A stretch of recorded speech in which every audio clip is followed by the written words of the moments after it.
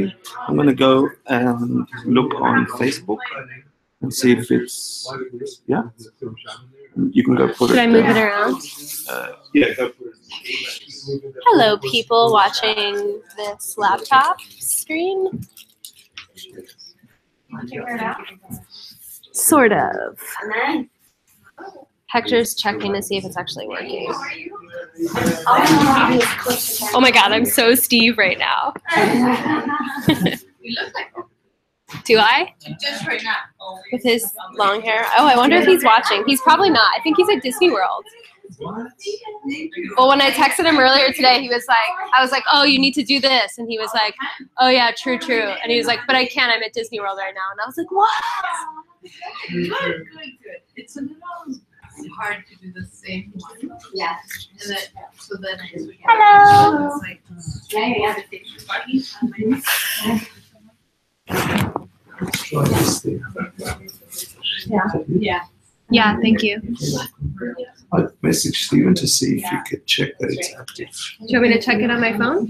Yeah. That's funny. Who did that? That you? What happened? Is that you? What? No. That's funny. Okay.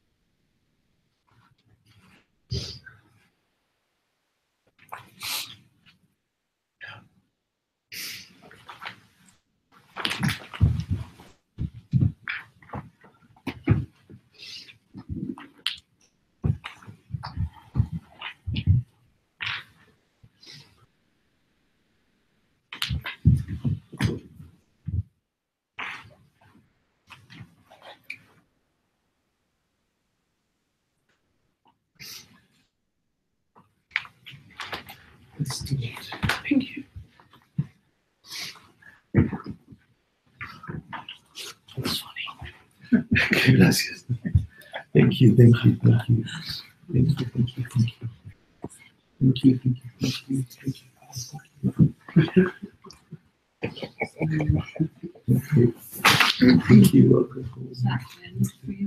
Thank you. Oh, Yukila.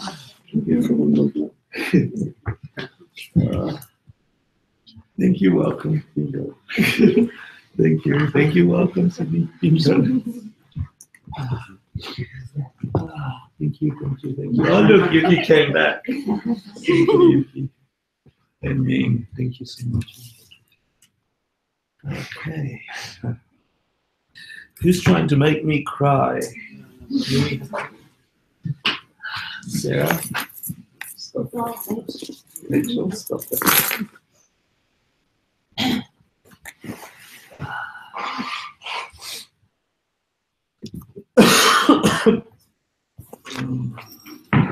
Very sweet.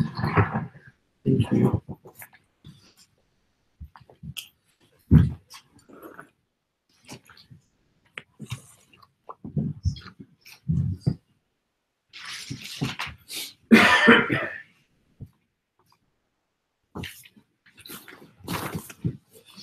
Should see all my emails up there, is that right? No. Not yet. Oh, did you not come on the projector? I thought I did. It's not on.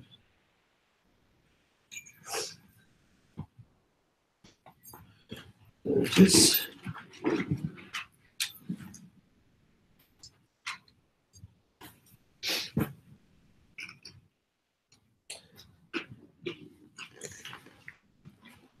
How are we doing?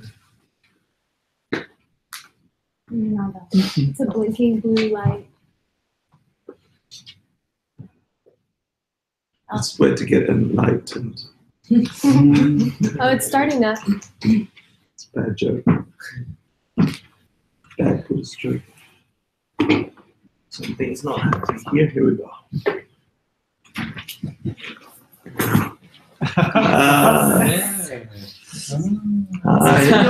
You'll have no idea what kind of tea it is. Oh my goodness, that's amazing. Thank you.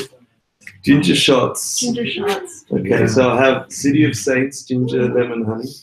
I have Chinatown. What is it? It's hot tapioca tea. Yeah. I have ginger shots and ginger, lemon, honey. Anyone else is sick? I'm happy to share all of it. Yeah. Anyone else sick? Yeah. Aaron. Ming. Ming. Ming. I actually another hot tea. You're good. Yeah. I'm happy to share. There's another half tea. Yeah, you want Yeah. it? Oh, yeah. Thanks. Is there anyone else there? I'm sorry, but there are 2 more cups out there. Really? That's awesome. One. Yeah. So Anyone else? who else was sick? Anthony was sick. Oh, actually, Paul is sick. Oh, Yeah.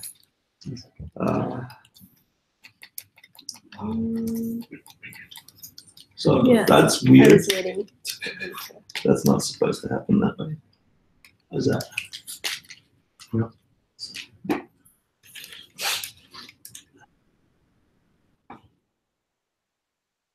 Good. It's better. Okay. So I apologize that I'm still physically sick, mentally still samsara as well. So I'm going to do my best to not be there mentally. Welcome if you haven't been here before. If you have been here before, get ready to say goodbye forever for the Asian Classics Institute courses in this space. Finished today. It's the last time. We'll download a lineage from His Holiness the Dalai Lama's lineage, from Tsongkhapa, and all the way back to the Buddha, that traces back teacher to student, written and oral, for 2,500 years. And we've been fortunate enough to be at the tail end of getting it translated from the Tibetan into English for the very first time in the 90s in this very place called the Three Jewels. We've been teaching it in this place for 21 years, on and off, but only faithfully for the last 8 or 9 years, with John Stillwell, myself, and Gina. So it is unique and precious ideas, even though when you sit here, they sound heady and we get caught in the weeds. But the big ideas that are presented here are unequal, unmatched, and difficult to break with logic and reasoning, and hence meditation and this thing called practice.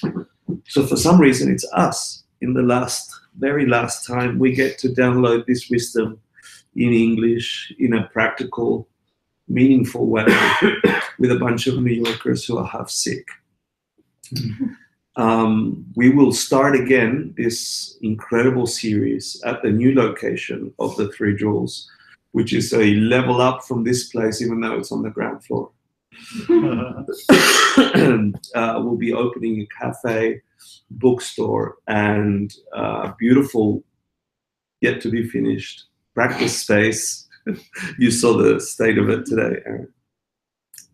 On January 1st. So this place will be dissolved and we will open up its energy in the new location, looking brilliant and stunning and beautiful. And you're all welcome. And we'll continue the Asian Classics Institute courses. Tonight is the end of Asian Classics Institute course 16 out of 18, which is the closing off of the idea of karma, a very fundamental idea in the Buddhist thought. Before we start, though, let's do the traditional thing where we offer up a perfect universe. Imagine in your mind what it would be like to have perfection around you. What would beings be like if they were truly free from suffering, happy, at peace, content, fulfilled, not dying? What would beings be like? And what would the place that they abide in feel like to them? And that's what we're creating when we're doing the blah, blah Tibetan language stuff. right? And then we do this. I offer it to you, my teacher, and I take refuge, meaning I'm certain that with these ideas I can transform my world into that. Yeah. So, so I'll start. How's that? Saji Bhugi Tishin Etotram Viraving Shin Padi Sange Shindu Nitewagi Drogun Nanda Shinga Jipasho Idam Ratnamandala Kamdiryatayami Sange Shidam Soki Shoknamba Janshu Bardu Dakni Japsuchi Dagi Shinyam Gipe Sonam Ki Drola Benchir Sange Drupasho Shidam Soki Shoknamba Janshu Bardu Dakni Japsuchi Dagi Shinyam Gipe Sonam Ki Drola Benchir Sange Drupasho Sange Shidam Soki Shoknamba Janshu Bardu Dakni Japsuchi Dagi Shinyam Gipe Sonam Ki Drola Benchir Sange Drupasho.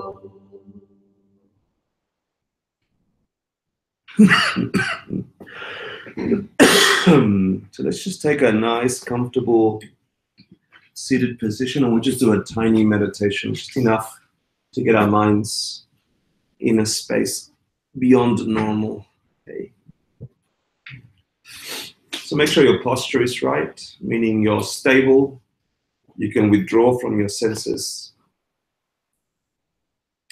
Scan your body for any tension and release it. Your spine is straight. Your tummy tucked in just a little.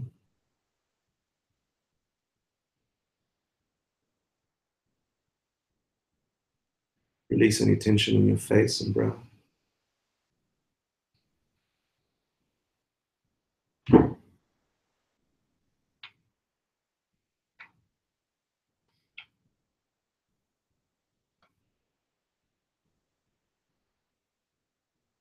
Once you've checked your posture, your body, begin to withdraw your mind from it. Park it, leave it. We'll return to it in a second. And just bring your attention to the breath. Observe the breath entering and exiting your nostrils. Just naturally follow the exhale and inhale. Nothing else to do.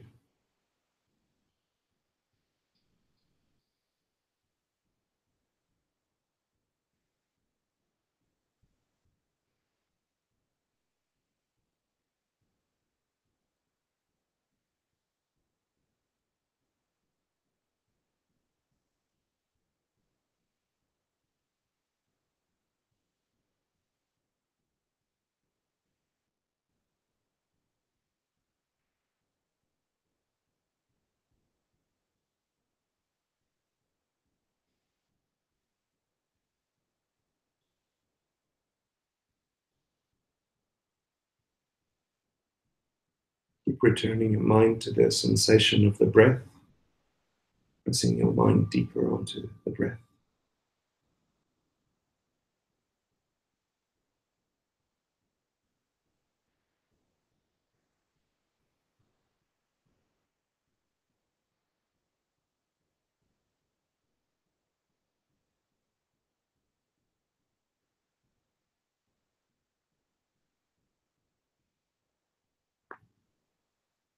imagine that with enough concentration, enough relaxation of your body and mind, and a relaxed focus beyond the breath, you will be able to access your ultimate nature, your Buddha nature, the highest part of you that exists. Imagine that just behind the sensation of the breath and the mind resting upon it lies an unshakable, perfect you, without its complexities and stories.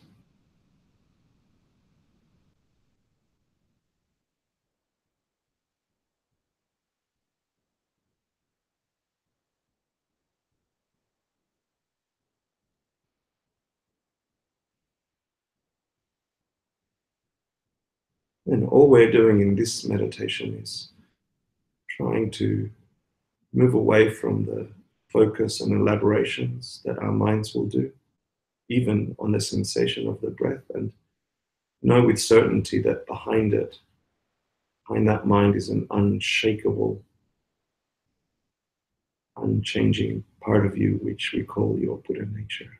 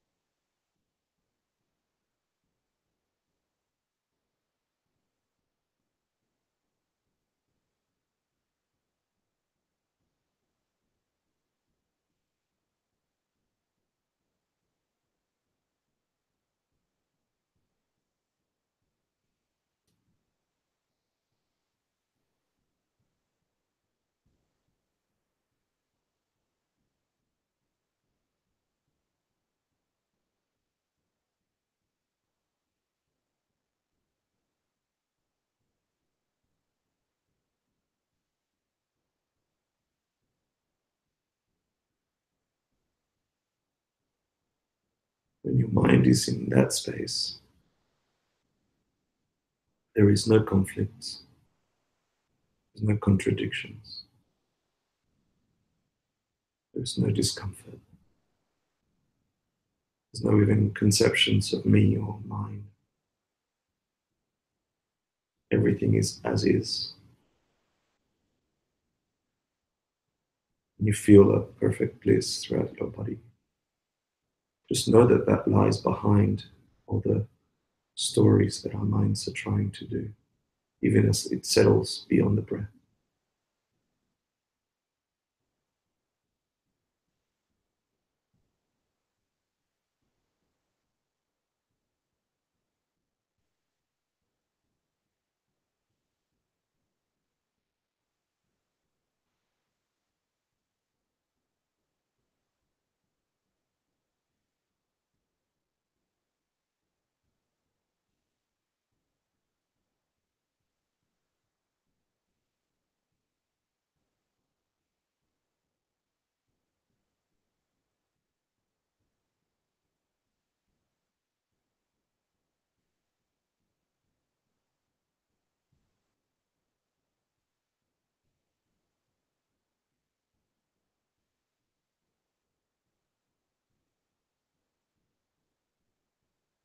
And just as we begin to withdraw, imagine that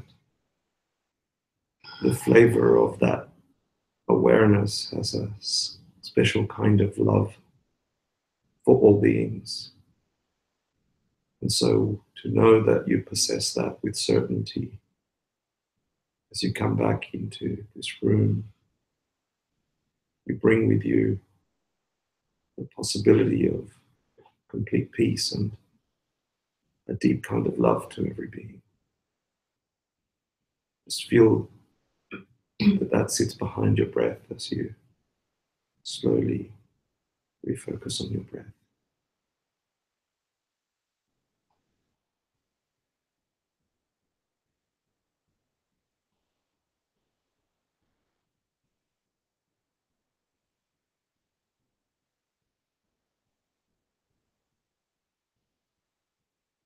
When you're ready, you can join the room.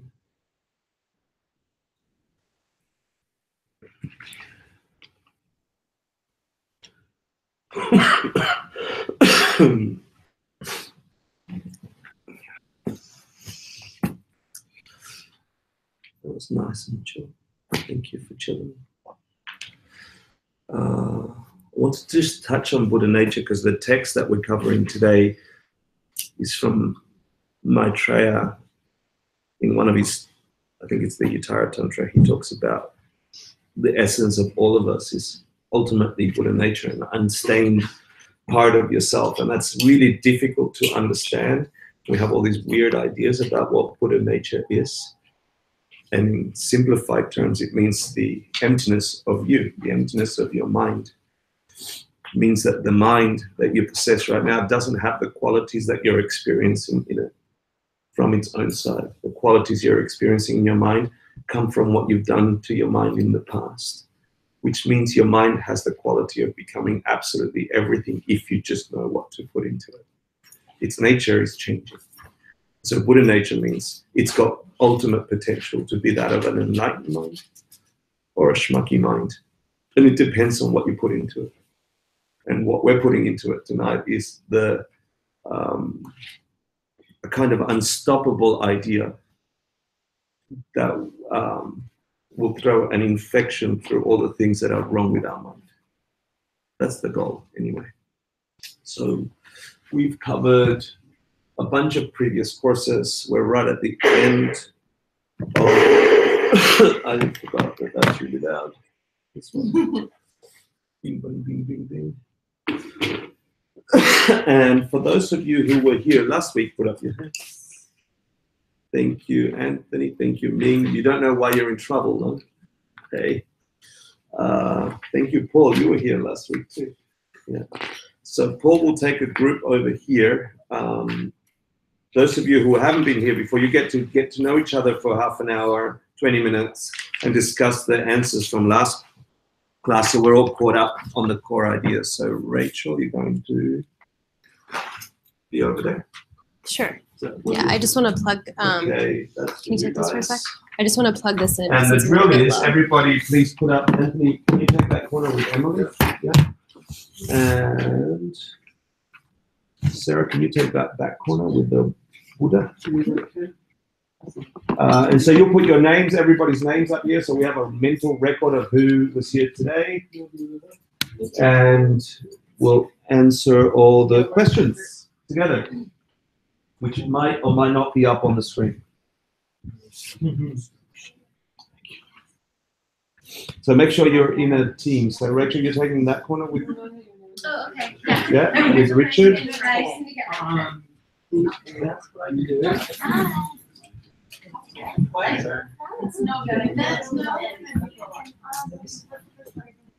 Yoga with an N. Have you said that? Santi does Santi like the claws. Huh? Santi does Santi like the claws. So Like the claws? Yeah, I like Santi like the claws. cool.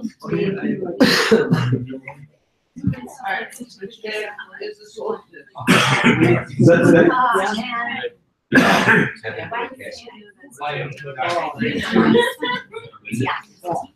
Abhidharma. Where it is. Fire. Treasure House of Knowledge. No, Dharma is anything that's true. And obviously, fire.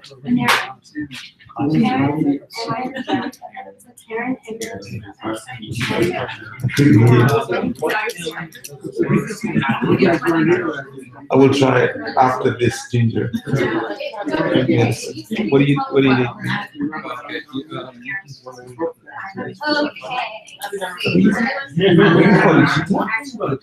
I'm not sure. Is it work or not? Okay, Brett so would know. let's pass it out on Jordan. And I will get my phone just in case we need How do you know to. that? We've got the cheat sheets here. Two types of knowledge. It's up there. You got them, right? I got that. The church has to be What? Abhidharma Kosha, treasure house of knowledge. Of high knowledge. Of higher Yeah. Knowledge? Yeah, there's Which is interesting because that's who's the highest object. Yeah. so we're demonstrating the truth, situation. There are two types of knowledge, actual knowledge. Does that mean Dharma Mitra just means nice thing? No more. That's hilarious. Ming, do you want the cheat sheet or you got it? I think Anthony had it. Okay. Okay, so Abhidharma means approaching What's, I'm guessing it's the same 16 class what? Actual knowledge. These constitute What's the line on it? Which, It must be the correct. does it say on Well, the just as the word means knowledge. And that there are two types. highest object. Actual knowledge. Check my reading of it. 3 unstable. You're hilarious, Paul. What's the question? It's just another one of those. Okay. answers that- I try to answer the questions Okay. without Two listening. types These of are all knowledge. questions. And then it goes to one Sane and unsane? doesn't say that. Verse 3, understanding experience, situation, Oh, solution. I remember And that. it doesn't And say- then the accessories to that knowledge, like meditating, serving, and all the That's other So the the Abhidharma means approaching the highest object, Remember. indicates that we're studying. The accessories. Is that what The it- second That's what the- question is name the 4 required attributes of a reputable Buddhist book and explain what they are. Number 2, Does anyone remember this? name the 4 required attributes of the reputable The 4? and explain what they are. It's probably like the Buddha must have said it. No, because it's Well, I try to remember it first and then I check. So at least like I'm trying. Yeah. Because once this guy who used to come here a lot, Nick Damaris, he was he was like, when you die, you don't have your notes with you. So like just try to remember what you said. And so The answer is I there are try two to- types of knowledge, actual knowledge. What's the second type? Wasn't the unstable knowledge, which is the type of seeing, habituation, and then learning, and then the accessories to that knowledge. I think from memory, that's the answer. So the other type of knowledge, like, say there's two types of knowledge, actual knowledge, what's the, is The one type? accessories to that knowledge, is like knowing how to meditate, knowing how to serve, all the things that will help you activate that knowledge. I think. I don't have the cheat sheet. So in B, it's, Stained matter. Yeah, like the subject matter, sorry, like a stained object. Where's Or like Emily? a stained perception. Oh, this is all this stuff have to go in there separately. No, that's, this is where you need. Yeah. This is for like, this is. Yeah. I feel like thinking of existing There are two types of Well, I have to write knowledge. It's really it saying itself because. Name the 2 most basic types of karma or deeds. There's so many divisions of that. So the most basic is mental karma, and that So if you remember, right, it's, which is no more learning. I don't know. Come on, you know. so you mental just said karma, what and then state what would was. it motivate? Say what's. Yeah, but you knew it. To verbal and action. Things you're saying, things you're doing. I know. guess, doing it all. So Yeah. I guess I think of like, you know, when you see, I'm not sure, but you still see it another way, you know, it exists. That could be that, yes. That could be. So the two basic ones. And then with Yeah, the that's right. because you still see it another way. And that which motivates us to fight. If you want it, yeah. Yeah. Right attention, right effort, right miles. Yes. Yes. You get The to the- purpose of the book would be It's to a path of no more plant learning. seeds in someone's mind so that they can Right. create Something is directly on Like time actually or only not, for You're doing that, and that just means you're a And Buddha. actually, So half of normal learning means you're an enlightened being.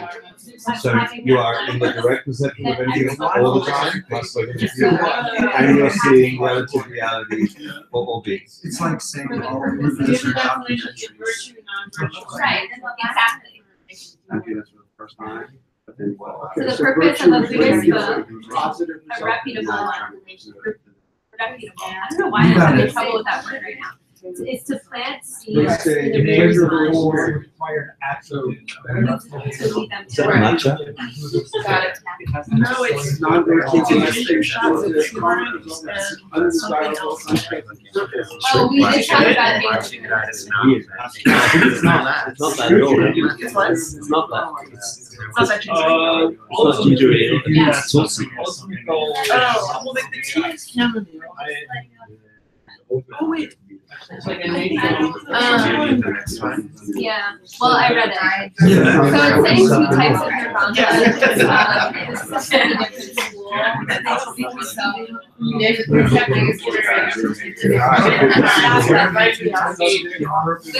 with and without Remainder being, you still have existing states.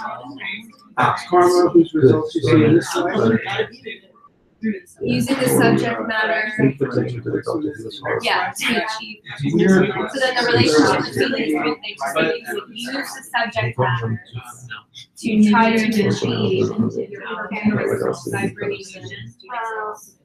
And you wouldn't show up enough. But things are moving and you told me about her. So since all the coffee is just, I've got a hole in my belly button's popped out. And he said you can do surgery, but I wouldn't recommend it. So it's interesting because we read these things. But then as soon as he said that. I mean, at least like when I first think about it, I'm like, okay, And then I thought this has to sharp do with taste the from authors and the something. It's really if we know that we're projecting our reality, It's okay. and therefore we're projecting the dharma. I guess It's our this fault way, that hopefully that books aren't. Yeah. what we It's basically just like, yeah, it's if you strengthen the Yes. I think it would be Name nice. two most basic types of karma or beliefs, I guess positive and negative. Yeah. Virtue and non-virtue. That would be. Oh, I see. And then you just hold it in, and then you're engaging them. You're not pushing it. Oh, moving with the mind that one is Yeah, and I feel it every time. You don't need to see the results. But what could be? No, I think that makes sense. Like also that there was really debated. It's like everything is a cause and everything is an effect at the same time. So Yeah. So, our whole Your next perception is in the world. One is teaching. So if ever you want to see. okay, number 4. Yeah. Give the definitions of virtue, non-virtue, and Yeah. karma. What's the environmental result? Realize what everything is. The last one was movement.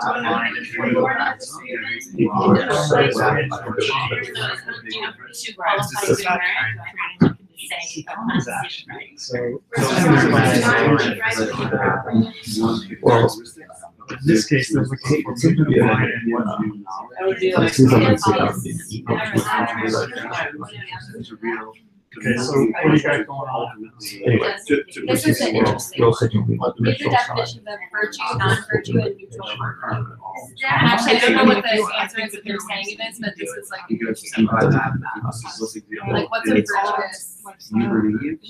The karmic model is always. Yes. Don't- Right, don't- that's what Well, or like define it, what's a virtuous harmony? I've done work with like.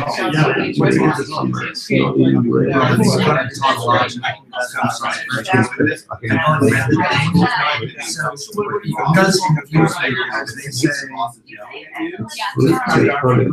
pleasure, every text is suffering. Pleasure of art. Not the shallow. So I think that. No, any pleasure is caused by morality. It's a morality that creates also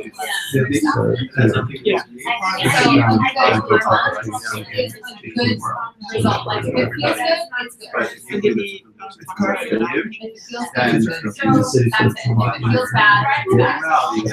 But if someone just belongs to Reno's beyond measure, and has pure pleasure, Cool Ranch is like, Yeah, no problem. that's No problem if you use that love in a way that is not beneficial, which I think is why we add. it. So they use that result. I'll explain.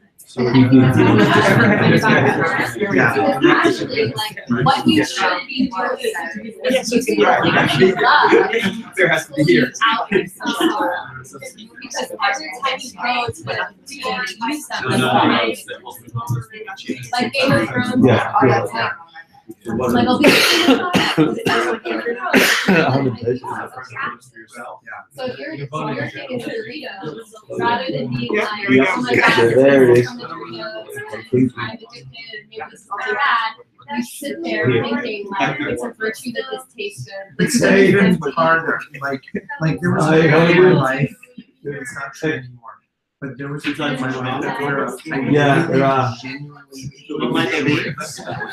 not from individuals, but like it would be from corporations, whatever. Let's just And call like it the pleasure of that state. Nirvana and Like, it was enlightenment for the real sake and of. it wasn't about the Yeah, let's object, do I that. like Okay. act. Let's call them two types of enlightenment. Nirvana, sorry, enlightenment and Buddhahood. Nirvana and Buddhahood. The one just for yourself. Yeah, for the sake of.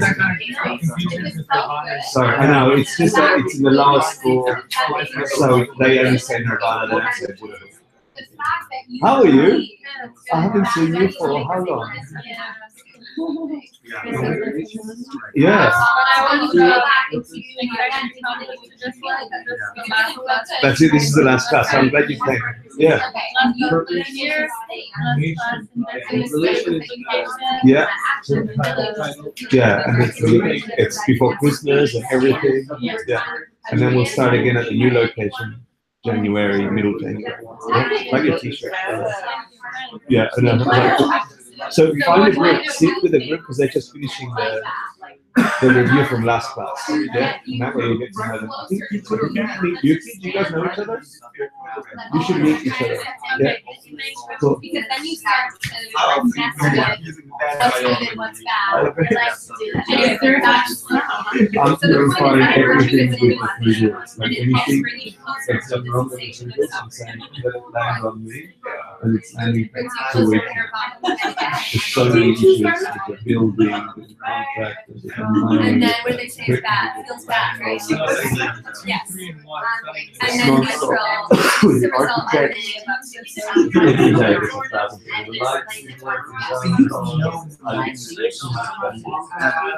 don't have enough feeling. That's how they differentiate between If I'm feeling the students to veterans to sellers to handlers, karma is a moment we're all by on moment. 24/7. And And it's going to be a race. We're going to do it. Right, I'm sure it Otherwise, does. I'll be exhausted. Yes. You should see it. You should show Start building equipment, trying to stay not ready. Yeah.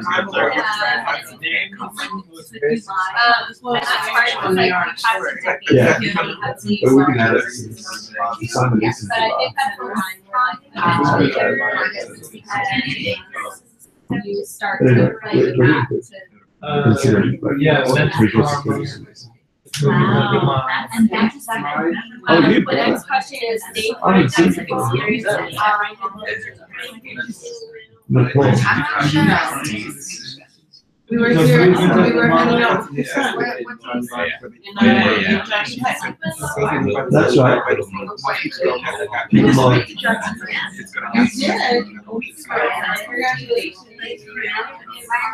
Yeah, get your touchy dark. Yeah, she's still there. I got the final dates from the house now. Yeah. Awesome. Because the museum. You guys want to start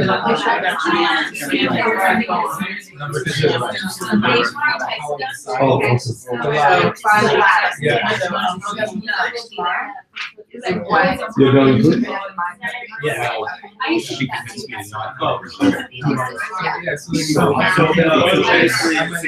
One number is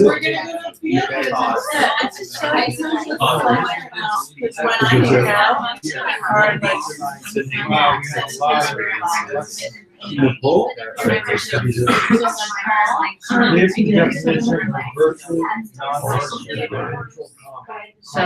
to do with the three scopes. Vertical scoping for inaction, Sorry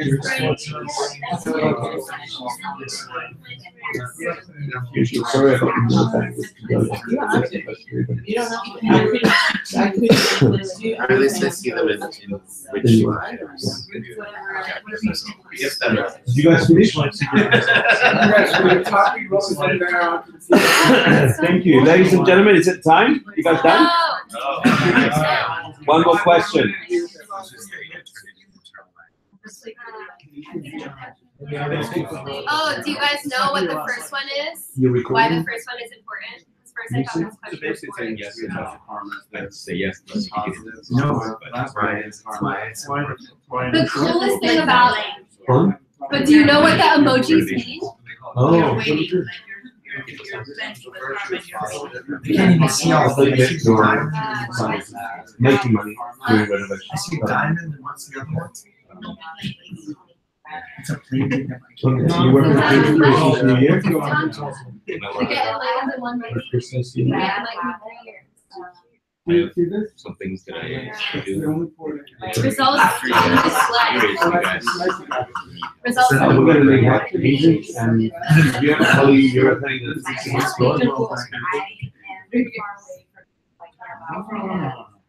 I've got the instructions. No, it's easy. It's a roller of the two o'clock. We're going to be doing that until we get an hour later. Yeah. And we're going to be scraping and whiting.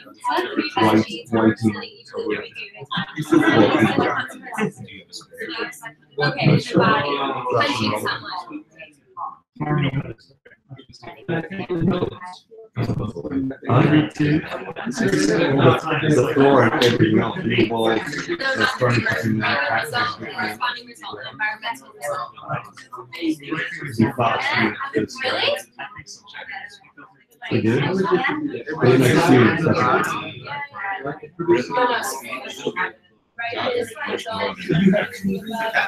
Yes, it's what you're on. I mean, I don't need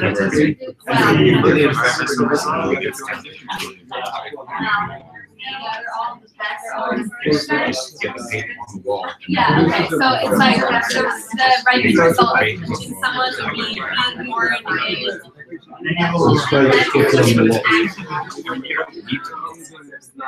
It's like in the environment, it's like you buy nothing else. Well, yeah. All of the. Yeah. Is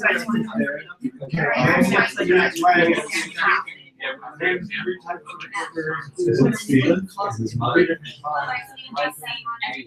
So the corresponding result is getting put in the place and you look at. Oh, and Eugene. How are you? Oh my God! Isn't that so cool? Hi. Wow. I'm sick, but I'm getting better. Oh, it's so good to see you. I just actually led a play yesterday, and it's good before. I had to recover 20 hours in Israel. So I actually stayed at Bondi and Hannibal. Really? Yeah. Oh, that's cool. Which is Because this is not there, right? no, actually just left Hannibal before he left to Canada. And Bondi is really stressful because they work, so they work on the job. But I didn't team up with them. Okay. But I did have Yaman and Ethiopian breakfast. You did? Oh, that's so cool. And yeah, I'm actually really soon to Massachusetts to Natasha. But She's just learning now. Well, After doing this video, yoga teacher training course. So yes, I'm a certified yoga teacher. that's so cool.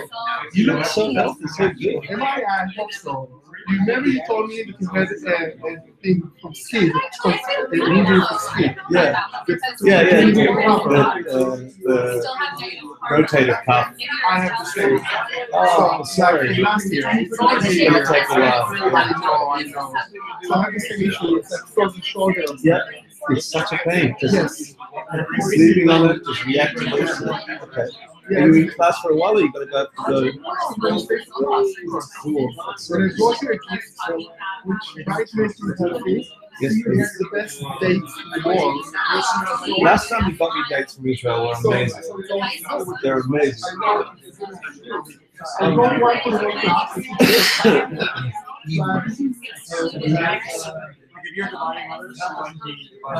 It's my karma for that. It's like, it works all the time. And then I stopped being like, what did I do wrong?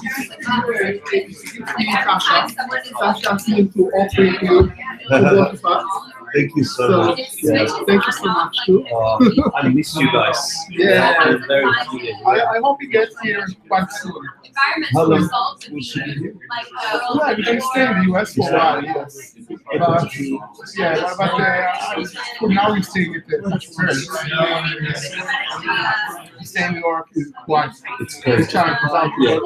Yeah. You might come and be in the new year. So the more we talk about, Good enough excuse. Yeah. Well, there's an excuse if you want to come and work in the new Three Jewels. We're painting and renovating the Wow, I new space really would like to between now and New Year. We're moving in New Year. Wow, So stay in contact if you feel like it. You can crash at our place while we do that. wow, that sounds very interesting. It sounds like a really good If you want to. Yeah. So are we talking about Yeah. She's really meditating not to travel immediately there. Oh. But now she's going to be along with her parents, which for her is It's like, yeah. it's like falling down after 3 months of really cool life. Oh, no. Retreats and yoga around the clock. So she's reacting in a way which is pretty marxistic. It's New York, like, if you're going to get it, you might as well jump in and get it. Yeah. So I see with her and really it's really good. Yeah, you guys come out to Bush Street. You can stay a couple of days at our place and then you can work on the painting and Yeah, that would be amazing. we can catch you up and walk the street walks. You can have the rest of the family. That'd be amazing. So I let her parents suck for energy a little bit. A little bit, and then we need a rest stop. I know what that feels like. Something Yeah. to integrate. Yes. Nothing like common integrate.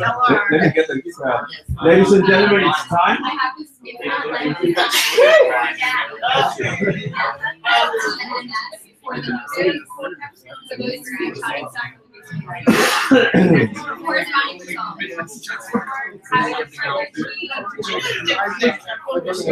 Yeah, the message. I didn't get a break to see her. I wanted to. It was really nice to get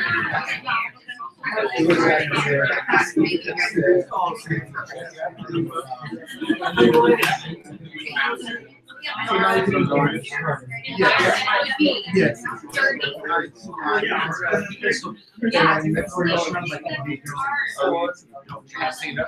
Giving it to Rachel.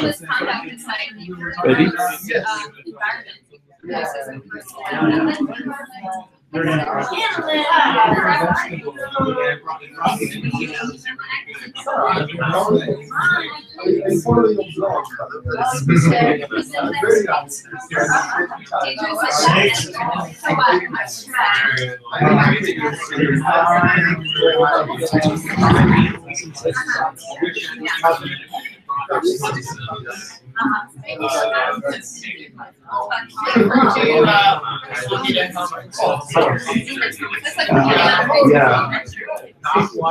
Ladies and gentlemen, we're ready?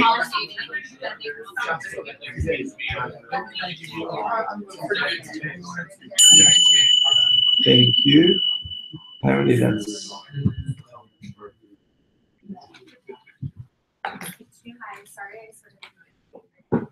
Thank you. Before we finish the class, I want to do the reverse. I want to take one photo of us together in the class before it finishes. Is that cool? Yeah. So I'm going to move some of the stuff here. Let's put that there. And then if everyone can just come and fill the space as tight as possible. Like this? Yeah, just like this. Just cuddle up together, sit on chairs. Careful of my laptop. One. You can do whatever you like. Together, as tight as possible. Who wants to do a funny pose in front of Tight. And then I need one volunteer for a photo. Yuki, I want you in the photo. Put it on timer. Put it on timer. We'll take multiple photos. Here, there's an iPhone 10 you can put You have a 10? Careful, it's going to slide out of Yeah. It's really... Oh, look at I think one of you should be in the photograph. Can you put it in the timer and then come in? I don't know how to do that. You have to put it on the stand or something, and it can like. Can we just go get someone off the street? You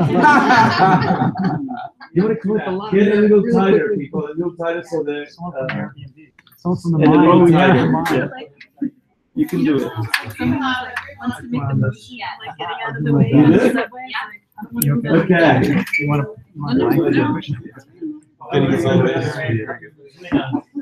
Okay, thank you everyone for coming on the last class. Thank you for studying at the Three Jewels. Thank you for the blessings of your minds turning. Let's look at that camera with that intention and may it communicate to absolutely everyone. Which camera am I looking at? Thank you. Okay, one crazy yay. Right. Yay. Thank you. Okay, now we can start. Thank you. Thank you. So, yeah, I've got to say hello. Of course. Well, this is also going to have to play with it, yeah. Good live stream. I know. How are you, Sarah?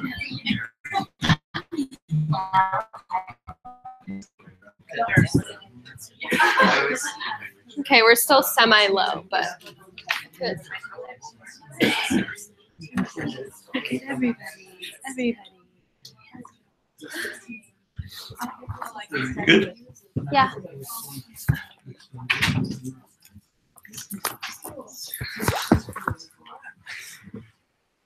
So,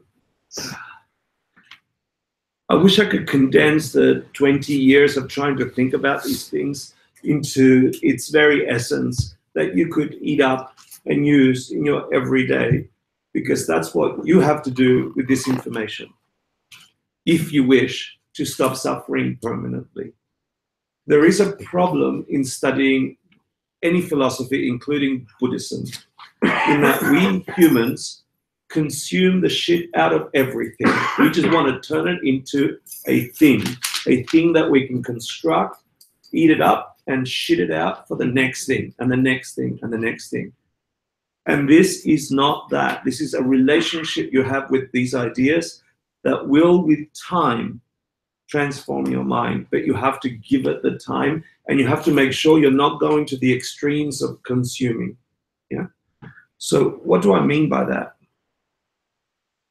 We learn a bunch of big words, and I know some Buddhist words, and I know some Tibetan words, and I know some Sanskrit words, and I know some concepts that are amazing.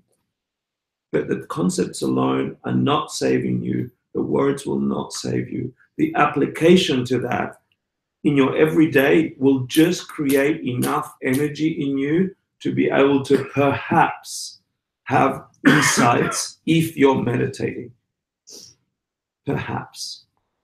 And perhaps means, can you use this information, try it out in your everyday world, in the realities you live in your relationships, in your illnesses, in your love affairs, in your dilemmas, in your high hopes, in your disappointments? Can you apply this information to that without constructing it as a thing, and watch it change the way you engage with that thing? And that little buzz, that little imprint, that mental aha, that's a karma in your mind that must have fruit. But you need to give it a ground, and that is meditation. Meditation is where you get these ideas deeper and deeper, so deep, in fact, that they will be unshakable once you see them in that place. And that takes a kind of discipline that is lost on us in 2017. Because so much of our lives are about the next thing, and the next thing, and the next thing, and the next thing. The other problem we have in the West is that we would like to use these ideas to make our shitty samsaric lives even better. More samsara, please. I'd like a little bit better suffering life. So we get these profound ideas that are supposed to completely end the way we experience suffering, the suffering of change and the suffering of old age and death, fundamental sufferings of identity. They can be cut at the root, but we don't use them. We like saying, well, what if I use this just to get enough Instagram likes so I could get that buzz and become a little celebrity, you know, and that will make me happy. So I'm using this for worldly gains that will vanish, that will go away. So it's a problem for us in the West. And I've been flirting with you by saying, yes, you can get happy, yeah, but not in the way we really think we can get happy.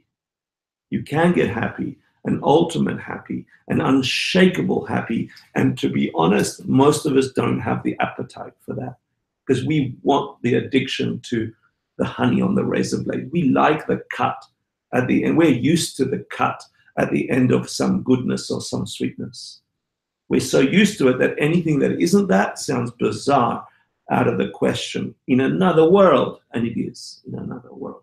A world that you can fabricate because you have the same mechanisms that an enlightened being would have, a Buddha, a being who woke up. It's in you, you have it. We touched it in our meditation, the Buddha nature. Yeah, so I implore you, this last class, whatever you've learned in these 16 courses, don't just turn it into, I've got some knowledge and look at my ice cream. No, no, no, no, no, no, I know Sanskrit. You know, it's not that. Look at me, I can say bodhicitta. It's not that. You know, it is, can you have a visceral, in-house experience of what that might be like, and you only need a hint, and you only need it for a millisecond, and it will last you a life. It will last you a lifetime. And you'll have a certainty about what these ideas can do to you, and you won't need a teacher or books and the rest to remind you, because you'll have it in your body. When you have it in your body, it's unshakable. And I can speak to having just tiny amounts of insight, tiny. tiny amounts of insight in 20 years. And I would give 50 more years to have just those tiny insights again. And I'd give 100 years to give you half of them. So you could know with certainty that the cycles we go through in life are not necessary. They're completely unnecessary. The addiction we have to being victims, the addiction we have to suffering is not necessary, and it's not the way it sounds. Oh, I'll be happy and I won't be a victim in this way. It's not in this way. It's an inside out kind of way. And it all takes habituation of these ideas which break up the wrong ideas that are in its place. So one massive idea in Buddhism is that when your mind sits on what we call ultimate wisdom, a complete understanding of really how things are. Imagine that there was that possibility that your mind could rest upon looking at this reality and seeing it, not just seeing it, seeing it, being in it, exactly how it is, being at ease with it, being at one with it, being at peace with it, knowing it with certainty, unshakable certainty. Imagine your mind could sit there and see really where every good thing in your life truly came from. Not guessing, you know. Where every bad thing in your life was coming from. Not maybe, you know. And that you have the power to keep generating either or. Imagine you knew that with complete certainty, a tiny insight in meditation, and you knew it. When your mind is on that, when your mind is in that reality, you cannot have regular suffering. You cannot have the causes that produce the terrible things in our world. It's impossible for the mind to be experiencing the ultimate nature, the way things really are, and then believing the way things are not. Impossible. We are the other way around, though. Yeah, we are forever thinking, oh, if I do this, I'll get that. If I do this, I'll get that. And we're blind, we're guessing, we have no idea. If you really knew how to get happy, you wouldn't be in this room. I would never have come in this room. We would have found the book that gave us the answer and shared it with everybody, and everybody would be happy. But the fact is, nobody knows, in the normal samsaric way of living, how to sustain a happiness. We get lucky sometimes, and so we keep at it, and we tell everybody, hey, if you bang the two crystals just with the right bing, you're going to have this beautiful feeling and everything will be fine. And so oh shit, maybe I didn't do the crystals, maybe it's not that crystal, maybe, and it's not just the crystal, it's this philosophy or that philosophy, or even the approach or our approach of this philosophy. The fact is we don't know, but if you did, the unknowing could not sit there. Does that make some sense? That's what I want to talk about tonight. Tonight, it's this magical explanation from us, Lord Maitreya, on this. It's a 6-step cause and effect process that keeps us locked in samsara, locked in cycles of suffering, locked in the tendency to grasp onto the self, the self-existent nature of all things. And that's some big words, yeah? There is something inside of every one of us right now that is forcing a view that is mistaken about the way things are. And it's so in us, we can't see it, like fish for water. We're so in it, we can't see it. But just to have the hint above the water, some bubble Buddha saying, dude, it's water. Dude, it's water. Just to have that in your consciousness is like an echo from another realm. Complete bliss, complete fortune, beyond a gift, to even have the idea that the reality we're living in is just such a minute, broken part of all that could be, and then to know that you have access to free yourself and everybody that's swimming with you. That in itself is just some magic, and that's what I hope to cover today. I don't want to make it too heady, although I will have 3 slides for you, Richard, that are just going to list after list after list, but let's not get stuck on the list. I want to keep true to the essence of tonight's class. And tonight's class is this merger between the idea of karma, which we've been studying. Karma defined as the movement of the mind and what follows. So something in your mind shifted, that's a karma. And what follows is what you do with that. You say something or you act something. When there's 3 types of karma, you just wrote them down, right? There's mental movement, that is an action, will have a result. And then what follows is you say stuff or you do stuff. Yeah, that will have a result. So that idea that cause and effect is not just for physical stuff. It's not just for physics. It's for metaphysics. Metaphysics is cause and effect as well. Your mind is not popping the way it is out of absolutely nowhere. We all have uniquely different minds. They didn't just come out of nowhere. They were caused, they were produced. And the argument in the last few classes was that they came from your previous moments of your mind. What you did with your mind produced the kind of mind you have now. If you're a suspicious character, well, what kind of stuff did you put in your mind before? Yeah. If you think everyone's out to take from you, what kind of imprints do you have in your mind before? You're trying to take other people's stuff.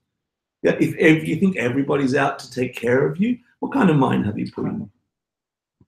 Right? So what we do in our minds, and our minds are so supple that they will flower everything you put in there, will have a result. But we don't see that cause and effect like we want it to. Yeah?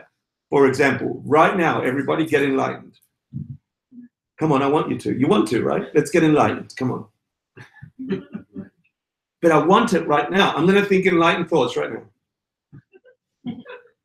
Right? We should all be enlightened. It doesn't happen that way. It takes time for a mental imprint, a seed, an impact of your mind to give its fruit, to grow, put its roots out, get that energy out, multiply it, and give its fruit. And so we are currently living in the actions of your past.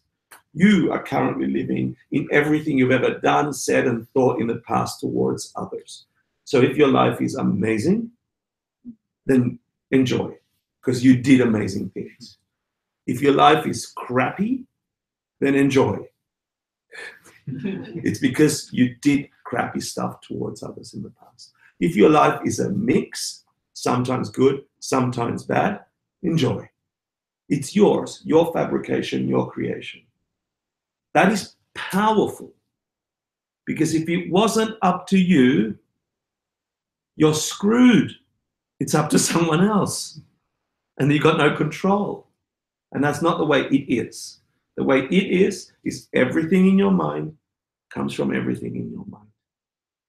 So here's Maitreya's course, 6 steps of why we get addicted to this self-existent nature, this wrong idea of where things in the world come from. And it's really the merger between karma and emptiness, which in this lineage of Tsongkhapa, it's the be-all and end-all. It is actually what makes all these weird Buddhist ideas work. If you get the link between these two, then all of these Buddhist ideas, all these practices make sense. Then they're worth doing meditation. It's worth doing meditation. It's worth doing yogic practice, inner and outer methods. It's worth doing all these bizarre, weird, taking care of others, being compassionate. It all makes sense if these 2 ideas follow, karma and emptiness, 2 sides of the same coin. Let's give a simple explanation of emptiness. Rachel. Give me the emptiness of this object. The emptiness of that object, in layman's terms. Thank you. Is it's really hard. It is hard, and that's why I'm forcing it. It's not an orange unless I'm looking at it as an orange. What's its emptiness? You said it's not an orange unless I'm looking at it as an orange. Okay, look at it as a penis. just because it's empty doesn't mean I can select how I see it. I'm forced. I was trying not to use karma. That's why I'm forced to see it as an orange because of my past actions of body, speech, and mind.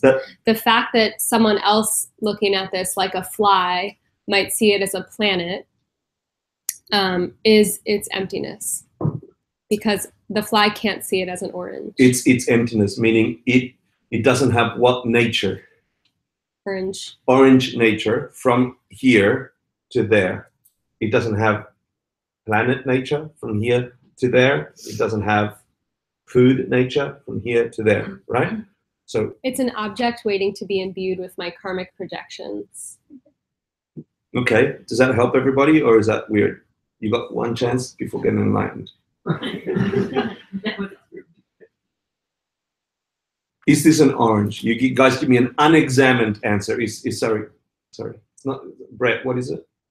It's a clementine. A clementine. Thank you. Yeah. So it wasn't even a. For me, it's a clementine. Thank you. Let's, for human sake, call it a clementine. Okay. Is this a clementine unexamined? Yes. Yes. Yeah. Right. Like without really investigating its nature, which is what we do 99.999% of our waking day and sleeping day. It is a clementine. Yeah? True? Cool. But is it all the things that are associated with clementine for you? It's food, it's nourishing, it's fresh, or it's yucky, I'm allergic, or I'll die with it, or all those things, are those things coming, radiating from this object out there to the universe? No. Why not? Prove me why not. Because elephants don't see it as clementine. When they look at this, they don't see clementine. No. Right? And little fleas don't say clementine. Right? And fish don't. And fish definitely don't see it as clementine. There's even some humans that don't see it as clementine. That's true. So the simplified way of explaining this object emptiness is that it is empty of being clementine by itself, from its own side, without people experiencing it, right? Because if it was clementine, then a flea, a horse, a human, and a fish might look upon it and have exactly the same experience you're having, which is clementine. So clementine ain't coming this way. Where is clementine coming from? That way. It must come that way because I put it in front of the flea and it ain't clementine. It is something else. It is borrow my family inside it. Right? Object. Or however they conceive of this reality. It really is that for them. It's not like they're stupid, they got it wrong. It really is for all those creatures exactly that. And when they consider our view, if they could, they think we're wasting their perfectly good place to put their family in by eating it. So it doesn't have either of those nature. It is empty. It is blank of having that nature. Now, does it function as a real clementine for us? Yes. In that little r, real, that is a clementine for humans. Is it a little w world for fleas or whatever burrowing insects? Yeah, it is. Can this object then be two things at the same time? No. This object separate to other people there? I think it's actually a tangerine. No. Yes. Can this object from its own side, it by itself, be two things at once? It. Without being perceived? Without being perceived by other beings. Can one thing be two things? No, it's one thing, right? It's a thing. Now, what does it become when humans walk in? Clementines. What does it become when little burrowing creatures walk in? Home. Yeah, or larva repositories. That's all the emptiness of this object means. And don't just leave it there. Yeah? That's all the emptiness means. Does that make sense? It doesn't have a nature that way. The nature comes from someone experiencing it. Yeah? And then many people will go, okay, fine, but what about, doesn't it have roundness? Don't I see roundness? And doesn't an animal see roundness? Wouldn't you say maybe? Does it have roundness as its nature?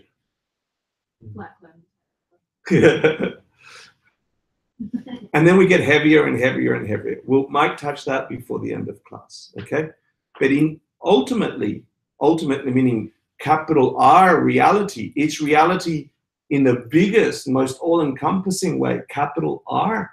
It has no nature. It is empty of being this way or that way from its own side, self-existently, existing by itself. And then karma, so that's emptiness. And then karma is that act of, not by choice, what is it? Clementine. Try and think of it as something you could burrow in it and lay your sperm in it. See, you can't. Certainly. And if you did, you'd be weird. Yeah. It's not, you have to force it and maybe imagine it, but you're imagining it against your projections, your natural, this is a clementine and I need to eat it. I can't be putting stuff in it. That's weird. Right? That you have to really think about it. What do you mean you make it into a Christmas decoration? You can, but you're making a clementine into a Christmas decoration. No problem. Yeah? You can change its use, no problem. But it's a clementine that you're making into a Christmas decoration, first and foremost. So that's the essence of these two big ideas. Karma being the stuff that forces fleas to see this one way, horses to see it another, humans to see it yet another. And if we understand that that's true, and logically we just proved it, that this doesn't have a nature and the nature is forced upon us by something in our minds, then the investigation of what is it, that stuff in our minds that very quickly calls this clementine, and this pen, and this phone, and this thing, and everything like that. We're not thinking, I'm in a room, but you're in a room. And as soon as you put your mind on it, boom, room. But this ain't a room for a tiny insect walking around. Everything under the sun and inside of you is exactly that way. It is empty of having a nature. That's way too much to handle walking around trying to pay your rent and do your job and have relationships and go to the toilet and blah, blah, blah. It's too much for us human beings living this kind of life to consider. We're not wired to do that. We're in a realm that it's okay to think of it as clementine for 90% of the time, and those that think of it as something else, they're wrong because they're not my view. And that's how we create wars. That basis is why we create wars, because we differ in the way we see things that don't have a nature. We believe our way of seeing it is the only way it exists. Now that merger between what is it that's forcing me, my karma, and we began investigating it last week, and its emptiness is what Lord Maitreya's 6 steps is trying to describe in the biggest, most important way of dealing with this idea. Because it's one way to say, okay, I understand the emptiness of a clementine. And for those of you who have seen the talks over and over, you understand the emptiness of a pen. Yeah? If you've seen the, thank you. If you've seen the TED Talk, you've seen the emptiness of the angry boss. Yeah? There's no angry boss out there. It's something I'm forced to experience. Why? Because other people are laughing while I'm being yelled at. And if I'm angry and they're happy, it can't come from the words. Same thing. It's another thing entirely to say, what is the emptiness of me and mine? The two very fundamental things that create our cycles of what's called samsara.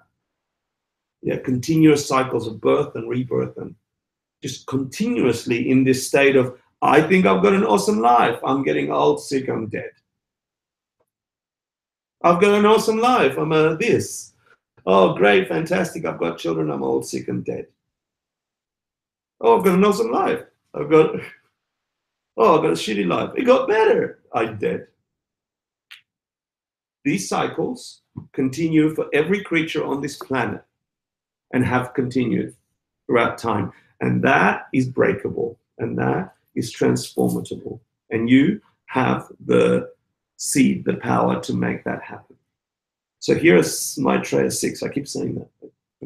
Yeah. For those of you who have studied the Wheel of Life, do you remember what that looks like? Yeah. So the first thing is, this painting is the oldest Buddhist painting. It is the very first time Lord Buddha got depicted in picture form. It's at the top right-hand corner. It's the first time his words got transcribed. And here are the instructions on how to activate this incredible blueprint into the nature of your mind.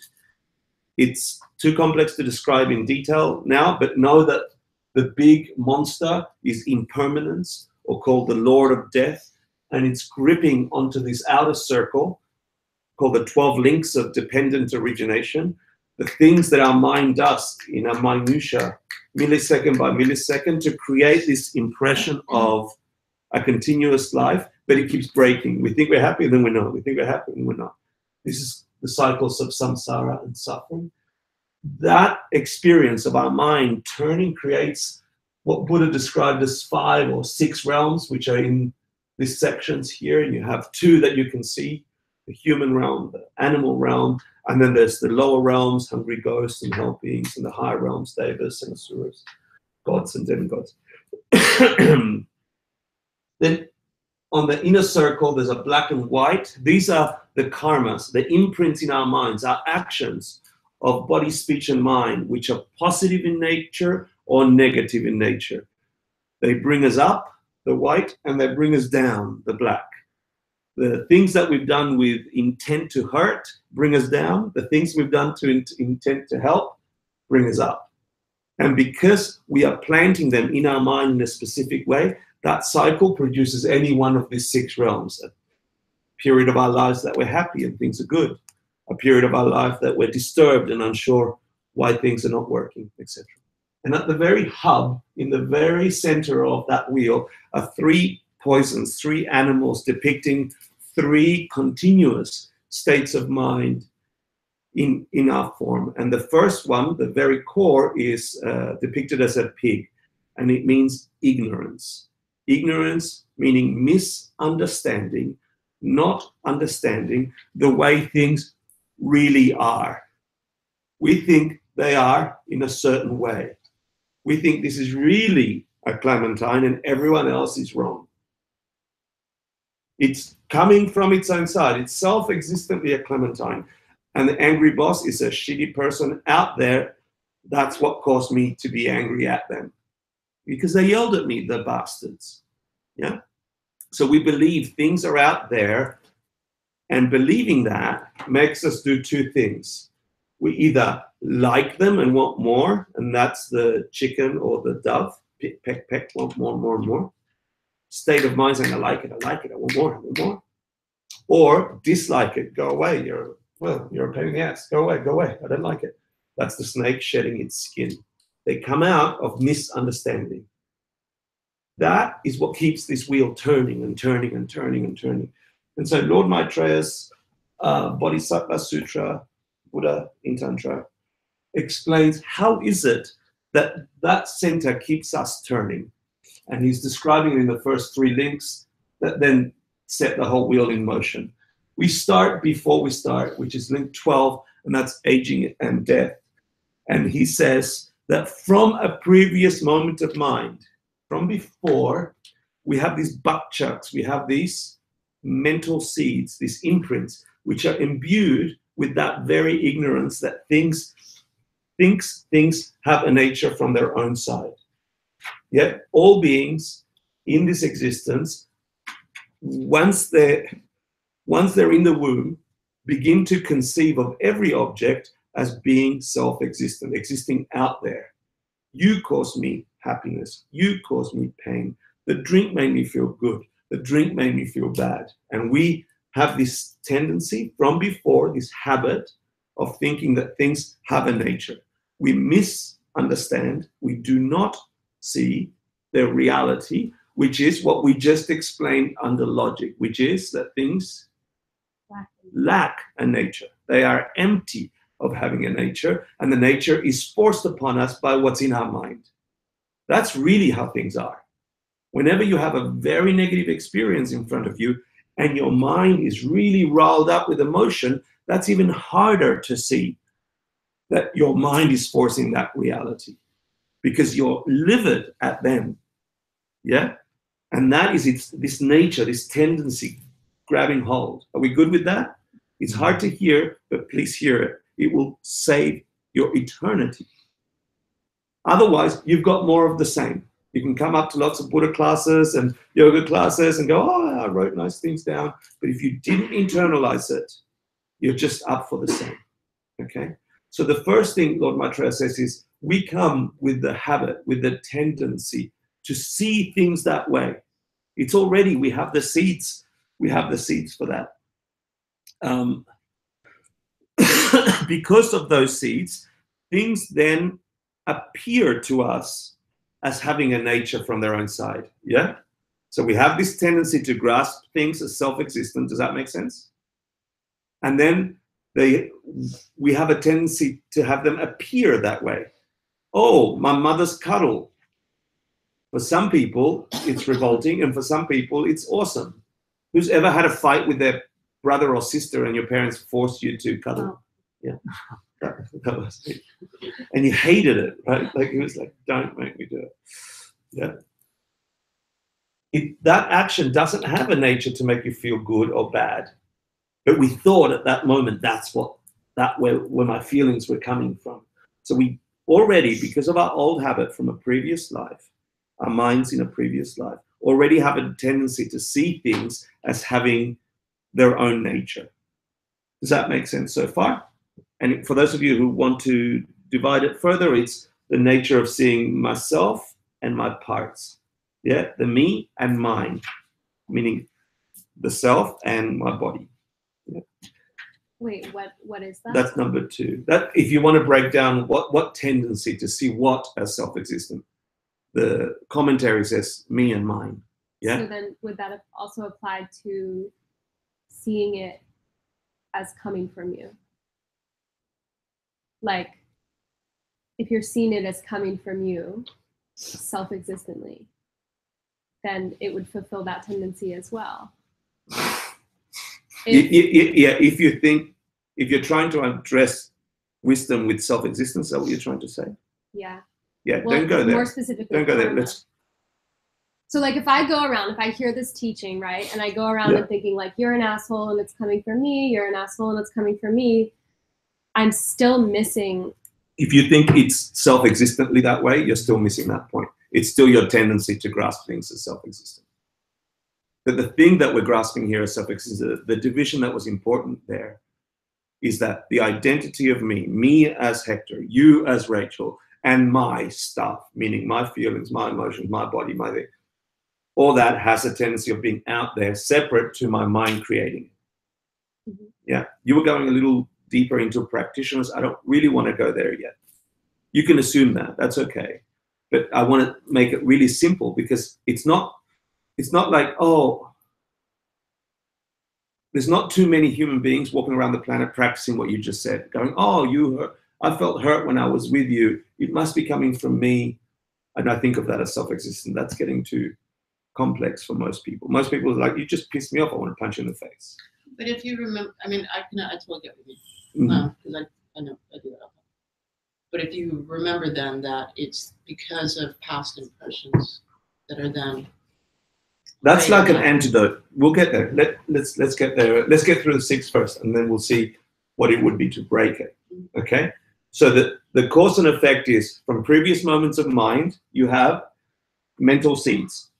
Then you have ignorance, this tendency to see things appear as if they come from their own side. Yeah? So, oh, there's that thing and there's that thing. And then you have the tendency to see things as being this way or that way, so you have positive or negative desire towards them. Make sense? Number 3? You sure? That's not up there. Oh, it's not there?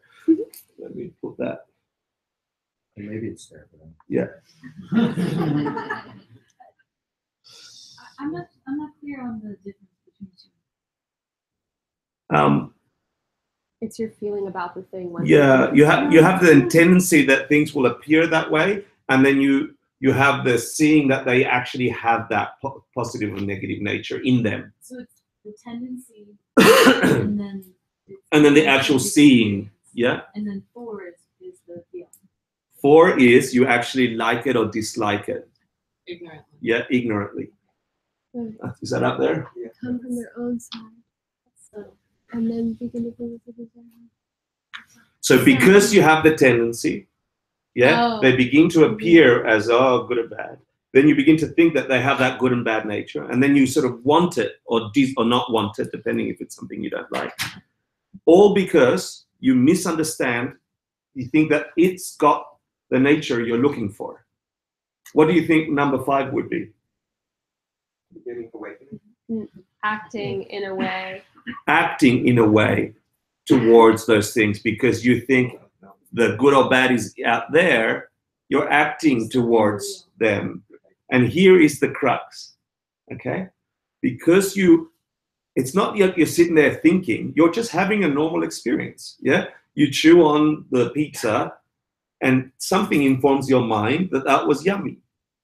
Your mind, because of these tendencies, very quickly does those 4 steps.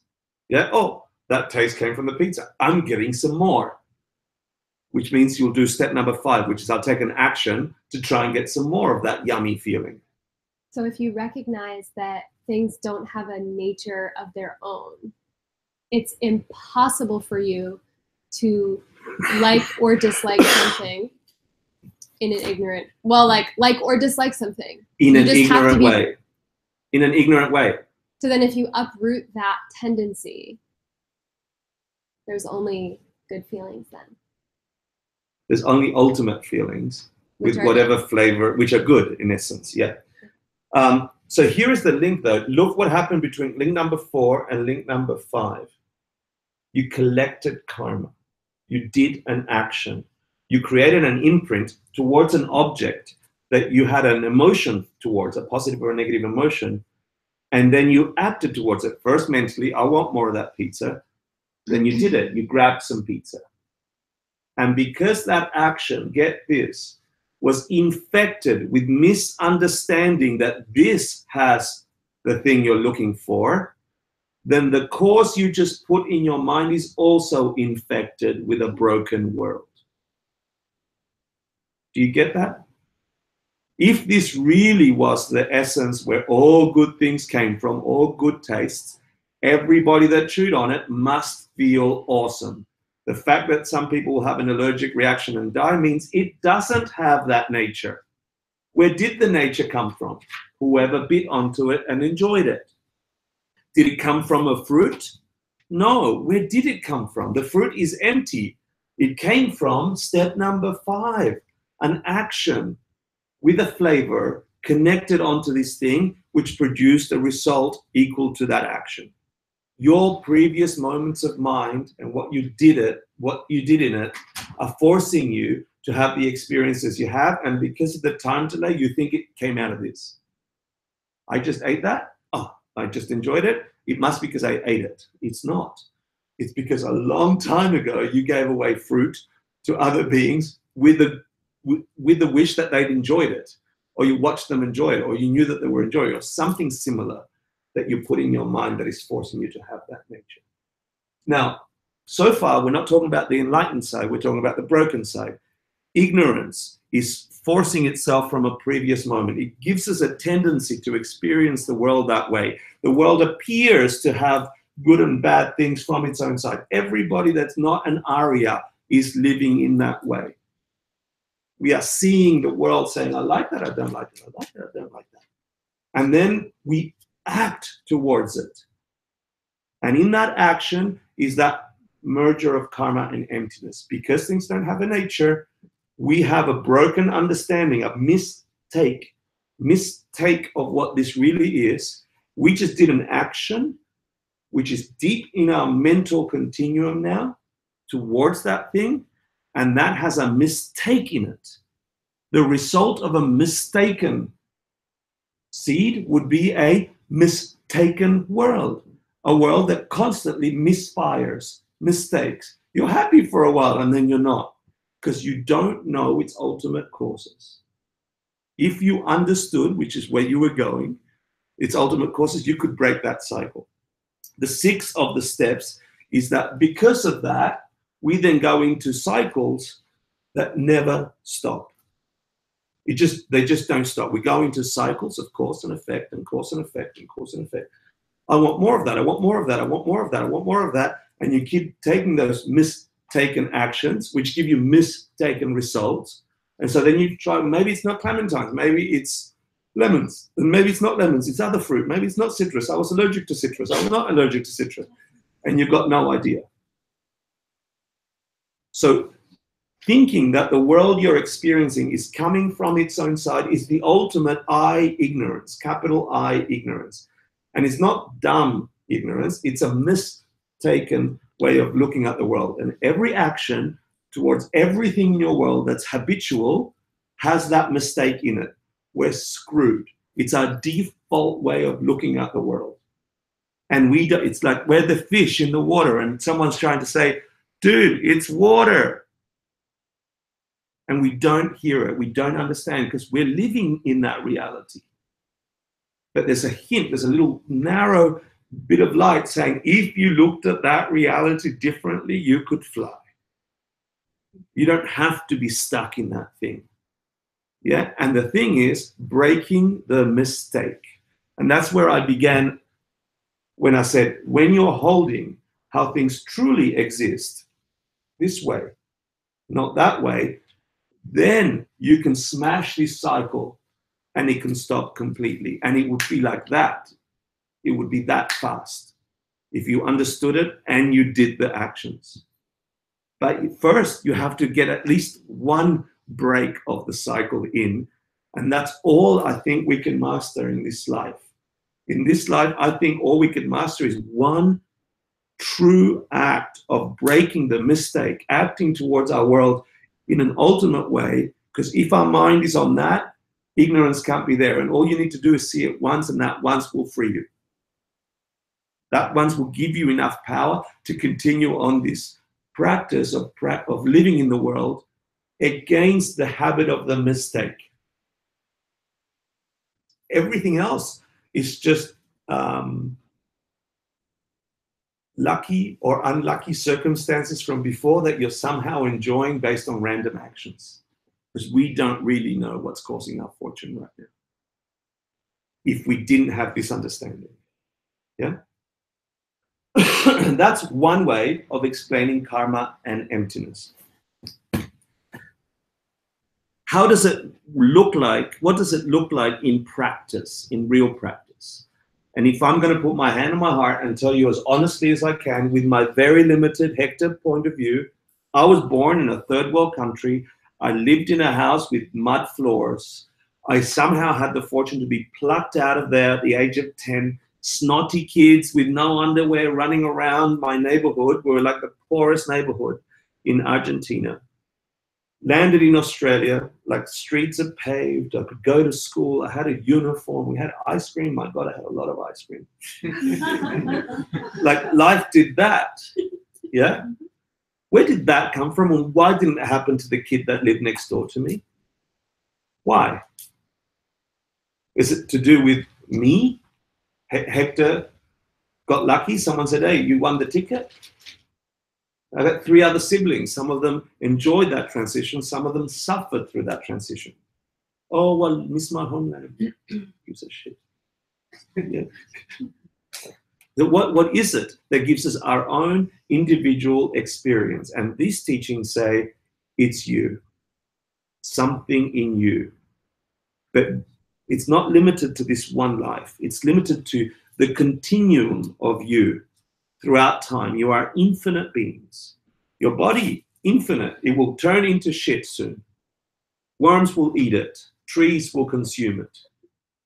That's this thing you call your body. It ain't yours. Your mind, the same. Whatever you put in it will produce itself later and become more and more and more. And someone else will say, I was Yuki. You know, or why do I have this urge to be nice to people? You know, if you're in some other life and you have this weird urge to be nice to people, some poor bastard before you went to a lot of effort to be kind, and you're experiencing their kindness right now. Or why do I have a tendency to want to hurt people or laugh at them when bad things happen? That's not who I am.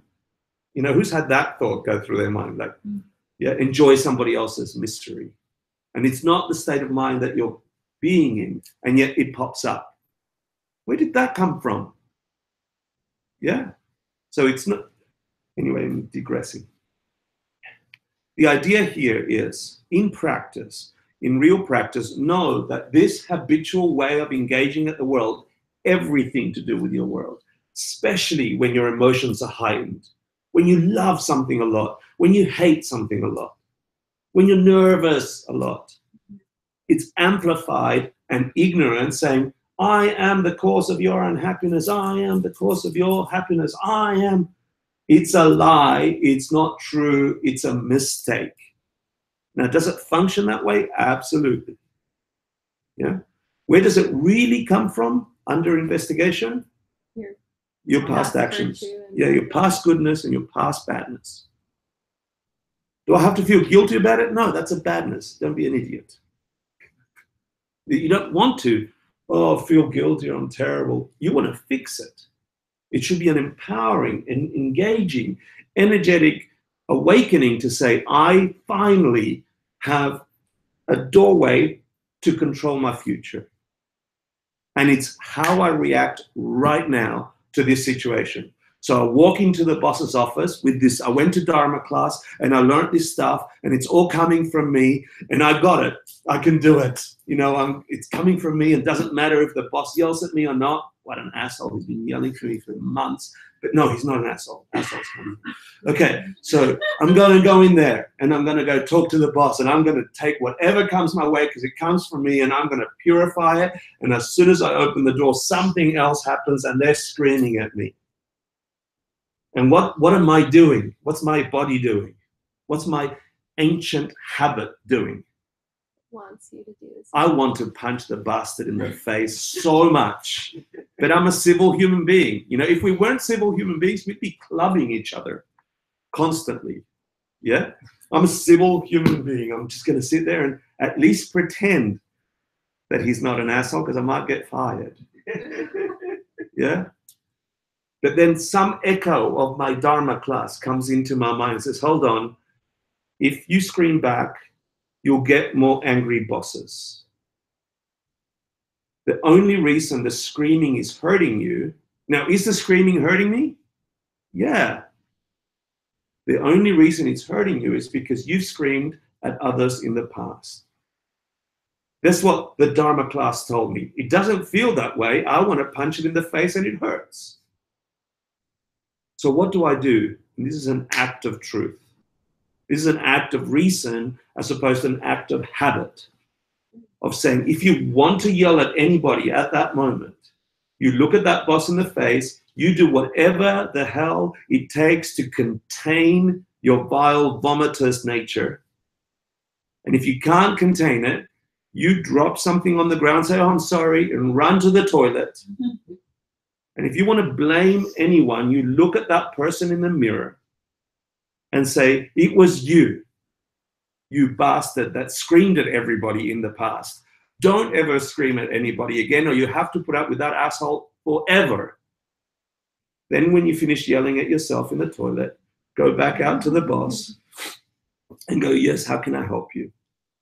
And let them do whatever they need to do. But know for a fact that your actions in that moment will create your future experience.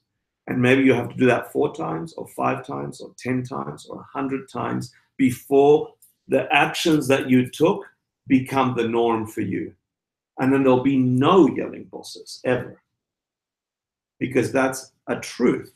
That's acting with reality, not with apparent mistaken reality. And if you're acting without a mistake, with capital R reality, you will have a capital R result. And that's the best I can tell you to practice. You have to do it yourself. Now, let's take an extreme, because we Westerners like going, yeah, but what if? What if? What if you walk into the room and your angry boss is a pretty angry boss, and they're clubbing your workmate with a stick over the head? Are you going to sit there and say, it's my karma,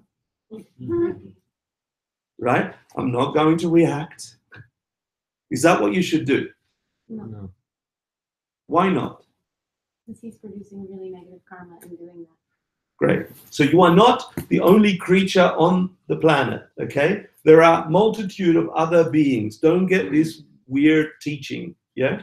That you're the only one, it's all in your mind. It's 99% in your mind, and it's creating your reality, and that makes it real. But there's also her and him and him and her and her and him and her. They're real, like you are. For them, their world is real. So if you walk in, whose karma is it to feel the blows of the stick on their heads? Yours, your colleague, or the boss? Whose karma is it to feel the blows on their head? The colleague, right? Whose karma is it? Who's planting karmas to have more blows on their head? The boss. The boss, okay? I mean, all of Well, yes and no, okay? If you're sitting there chained up against the wall, if we're going to do the Western thing, yeah, and you can't move, but you wish it to stop, but there's nothing you can do, and you wish it to stop, what karmas are you planting there and then? For it to stop. For it to stop, right? Who keeps those karmas? Which mind stream keeps them? Yours. What happens when they grow? They will result in no harm. Yeah? Now, the boss, as they're clubbing your, as they're clubbing your colleague, every blow, every intention is collecting a karma, both of mental, I wish you die, and then of physically doing it. We're going to do a full path of karma, so you'll see what a full karma looks like in a sec. So the boss is collecting karma. You have the responsibility to stop those people from hurting each other. Why? Because you're seeing them. Because you can. Like, because if it was you, you wouldn't want that, because that is suffering. And as a bodhisattva, you've made a promise to stop suffering. Simple. Stop suffering. And if you have to put your body between you, your colleague, and the pole, put your body between the body and the pole, if you have to do that. Yeah?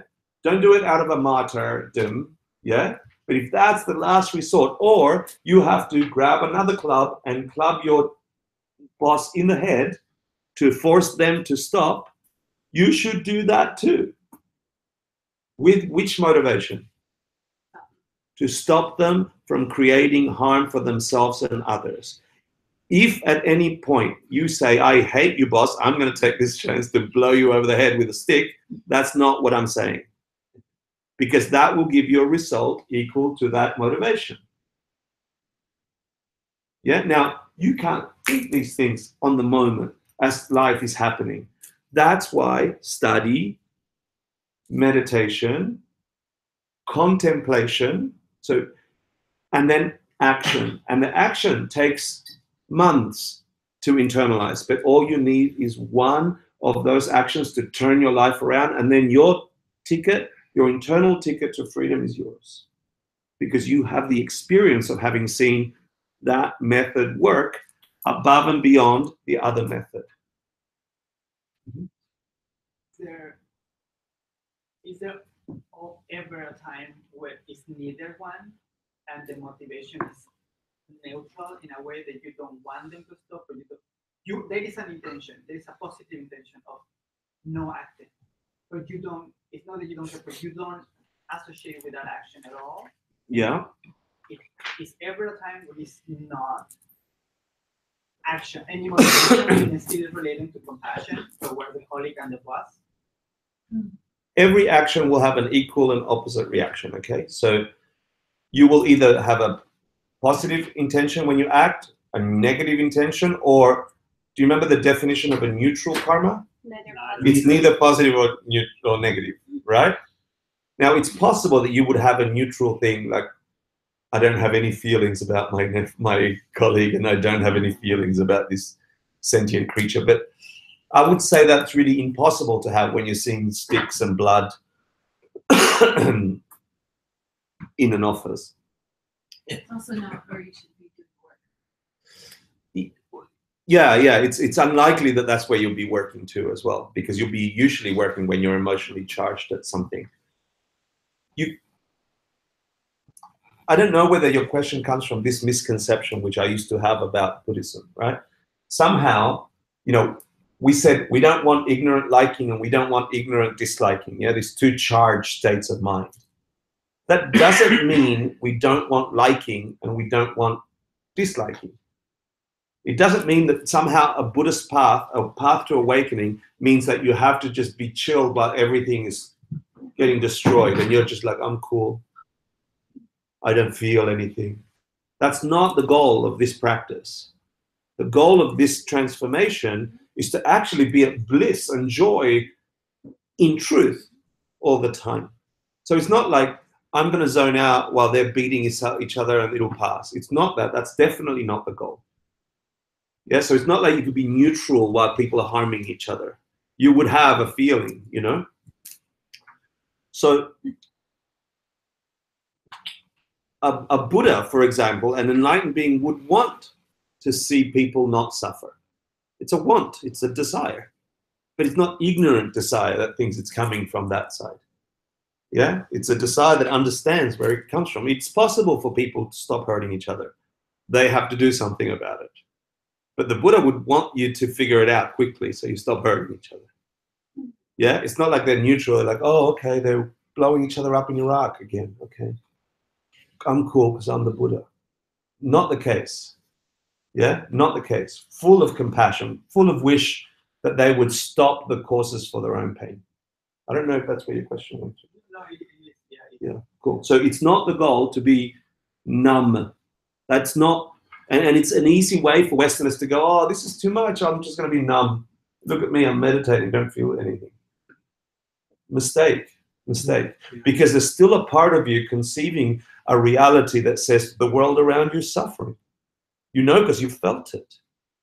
Yeah, and even if you're chilled about it, you still know there's some conception in you that says this world is breaking and people are hurting. And I'm cool because I'm chilling out, I'm blissed out. And somehow I don't care. That's not the thing. Yeah. Let me jump from the Abhidharmas to the Madhyamika Prasangika just because we can. And do you remember this? Oh, what's cup of water? Let's go a little higher about karma being something that in your mind is forcing a projection on an otherwise empty object, right? A conception of your mind is being forced upon a blankness. And that's all of reality is for us. This is heavy, but this example should help us. There's a glass of liquid in the middle of the room, and there are three beings with radically different karmas, radically different states of being. Remember last week we did ripening karma, habitual and environmental. Do you remember that? Yeah. The ripening results. And the answer to the question was the ripening result is just the realm that you're born into. That's so a lower realm or a higher realm and so on. And then within that realm, you have environment that's conducive here or less conducive there, etc. So we have three kinds of beings: a human being, a hungry ghost being, and a deva and a sura, which is a god. So really good karma, being forced to experience things blissfully nearly all the time. Really crappy karma, being forced to experience everything as suffering and hurt and getting close to happiness and then not enough. Yeah. And neutral, like sometimes good, sometimes bad, sometimes good, sometimes bad humans. Yeah? And then there are more beings. So here are three beings looking at the same glass of liquid. Thank you. The nature of that is liquid. They can all share a karma of seeing that substance as liquid. Is that fair?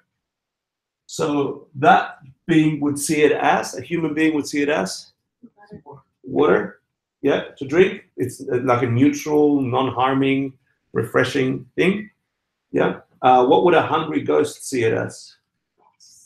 Yeah, initially they'd see it as something attractive, and the closer it gets to them, the karmas would break down, and they would see it as pus and blood, yeah. And then the devas and the suras, looks like scotch, sorry. That's it, a scotch. Nectar, yeah, so a complete, sublime, blissful experience. And then what's this stuff?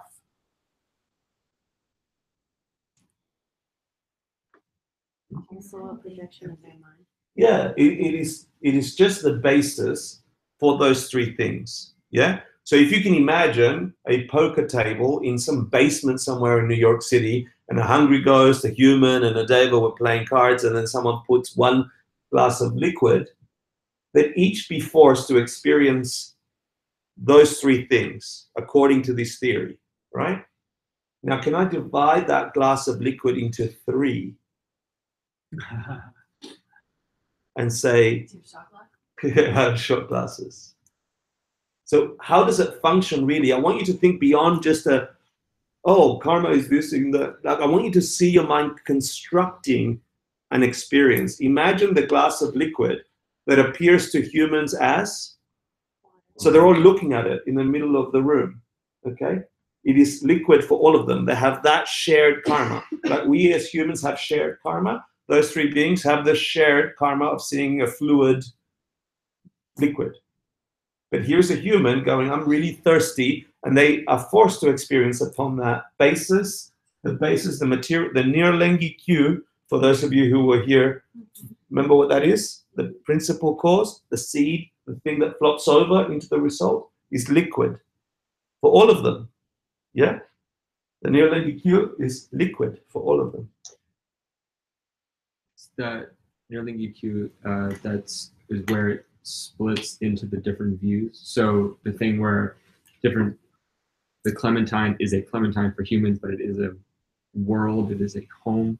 So the splitting thing is round object there, and here the splitting thing is round object and liquid. Good, excellent. Okay. Yeah, and you would say from the Madhyamika point of view that they will be looking at that liquid, that same basis, the same thing that Aaron is looking at as a human, and I'm looking at it, and it looks like liquid until it looks like water, something I want, until I go to touch it, and as I bring it up to my lips as a hungry ghost, my mind is then experiencing it as something vile, yeah, something horrific, which makes me churn and the rest. And the same for a deva, yeah? And so you would say that if the Nirlengi Q, the principal cause, the material cause, the thing that flops over into result is liquid, then you would say that each of the karmas of the three beings are their contributing factors, the sunshine, yeah? That's one way of rethinking karma in an experiential way. So that you're doing Prasangi. Yeah. What did I just say? So then the Nirlengi Q, in another sense, is like if I get a glass of Coca-Cola and I sip it and they're like, oh, this isn't what I ordered. That's for the person next to me. The material basis of whether I think it's good or not is, we both agree it's Coca-Cola, but it's the experience. But it's yucky Coca-Cola. When the experience changes based on the same. It's on the seeds in the beings experiencing it. It's still Prasangika. What Prasangika would then ask is there liquidness in the liquid? No. And Prasangika's answer would be? No. Well, they would say yes when you're drinking water. They would say yes when you're drinking pus. They would say yes when you're drinking thing. There is liquid in the thing. It has a basis. The basis is liquid. But leave it alone and it's liquid. As soon as you move your awareness from water to liquid, then that is empty of being liquid from its own side. and it breaks down, and then when that has a basis, it's fluid. Okay, then fluid is just the basis for liquid until you move your consciousness down there and investigate that. And then where's fluidness? It's still a projection of your mind. And you never ends. It never ends. It's groundless. And that's hard for us. It's really difficult for us. But know that that's really the answer. The real answer is, the highest answer, the ultimate answer is that there is stuff that forms a basis until you look for it. And when you look for it, it has other stuff that forms a basis. And that stuff is still your projection, and that's still what makes it real.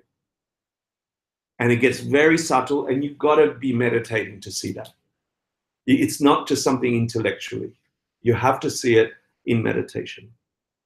Can I dump a bunch of ideas in your mind? Mm-hmm. Let's dump ideas. You would have seen this from if you've done any of the DCI material, any of the stuff we travel around the world and give practical life tools on how to apply this stuff without all the detail we just covered. There's 4 ways, or a path of karma. There's 4 ways to make a very powerful karma that will deliver a result quickly. Yeah? And so once you understand that things don't have a nature, and that whatever makes that nature is your karma, then you want to get really good at a couple of things. You want to get really good at planting just the right karmas with enough power and energy, like an atomic bomb, that will give a result that's all-encompassing and fast. You want to do that as much as you can.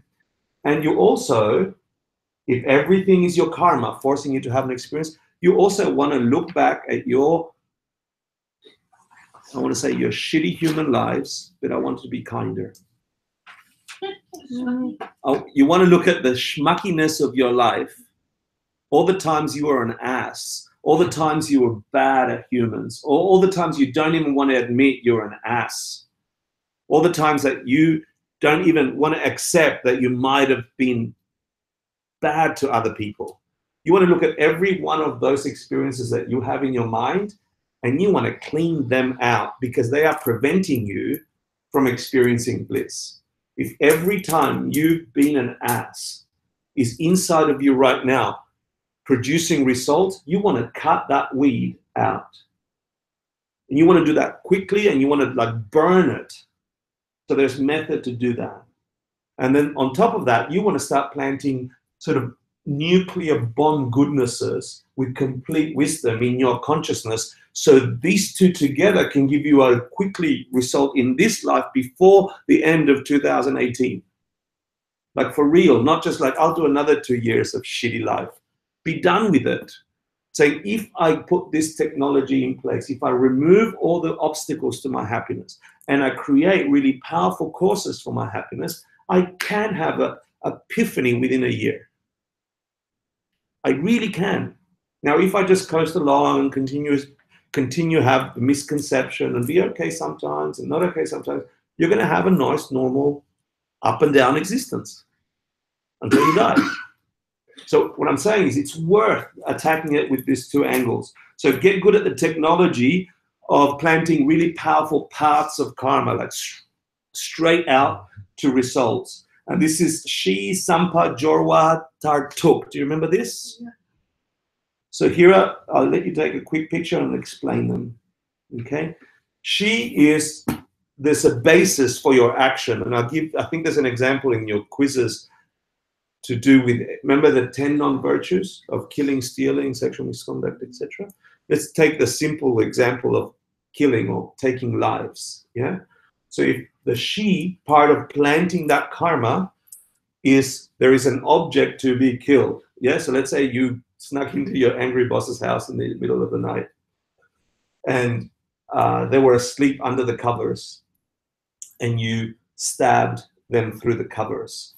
If you're not 100% sure that there is a boss down there, maybe they just put pillows down there, maybe it's someone else and not your boss. If you have doubt, then you haven't planted a powerful karma because you haven't got the object in your mind clear, the basis for your action. Yeah? So you want to make sure there is a basis for your action. That make sense? You're looking at me strangely, as in, why are you killing my boss? No. Are you one or off? Huh? Are you on one or two? She's one. So it seemed like you were doing the correct identification. No, where's the correct identification? 2I. That's what the intention is supposed to be based. Yeah, yeah. It's the basis is there is a person there, a real person. Yeah. Then sampa is you. It's like all the thoughts that go around doing something to that object, to that person. Yeah. The main one out of those three is your motivation, but it's all the premeditation. It's all like, yes, it is the boss, or yes, it is the thing. The object down there is a living being. Yeah, maybe I'll correct it. The object is the living being. The correct identification is the one that I want to kill, my boss. So it's 2. You're right. Is that okay? Yeah. 3 is you should be under the influence of some kind of mental affliction, some kind of disturbing thought, some ignorance, some mistake. Yeah, because it'll produce a negative result. And then the motivation that you have towards it is like, I hate them, or like I want to hurt them, or whatever that energy is actually the essence of the seed you're going to plant in your mind. Then, Jorwa, you actually undertake the deed. You put the knife through the blanket. You actually, your mind is recording that action, planting that seed in your mind. And that makes that karma stronger still. Yeah? And then the Tartuk is the kind of rejoicing, the completion, going, ha ha, I finally did it, got rid of it. There's some evidence in you that says, I have completed, done, and I'm glad for it. And that gives it energy and power as well. Yeah? If any of those elements are missing, do you still plant a karma? Yes. Yeah. Is the result as strong as if you did all those steps? No. So now let's do on a positive note. If you really want to have a transformative experience where you have insight into wisdom for yourself, for real, what kind of 4 do you have to plant? What kind of object must you have that you do your planting towards? That we'll get speeding them up in a second, but you need a living being, right? So some living being, just like me, who is suffering, who I want to stop suffering, who I want to give insight to. Yeah? And then what would be the sampa part? What should you think about? What should your premeditation be? If you really want to plant an ultimate karma to awaken your own mind. So first of all, you should have one or many beings that you want to plant these karmas towards. Secondly, you want to eliminate their suffering. The motivation should be like, not just their bullshit, little shitty life sufferings. I want to end it for good, for all creatures, for all generations, for all time, for all planets. Yeah? So 2, if we're talking about the positive, would be an attempted active wisdom. Because if we're planning a positive karma, instead of the mental affliction aspect, to make it strong, you would either have to have wisdom. Or your best understanding of wisdom. I mean, so that could be any of the perfections, right? For 2B.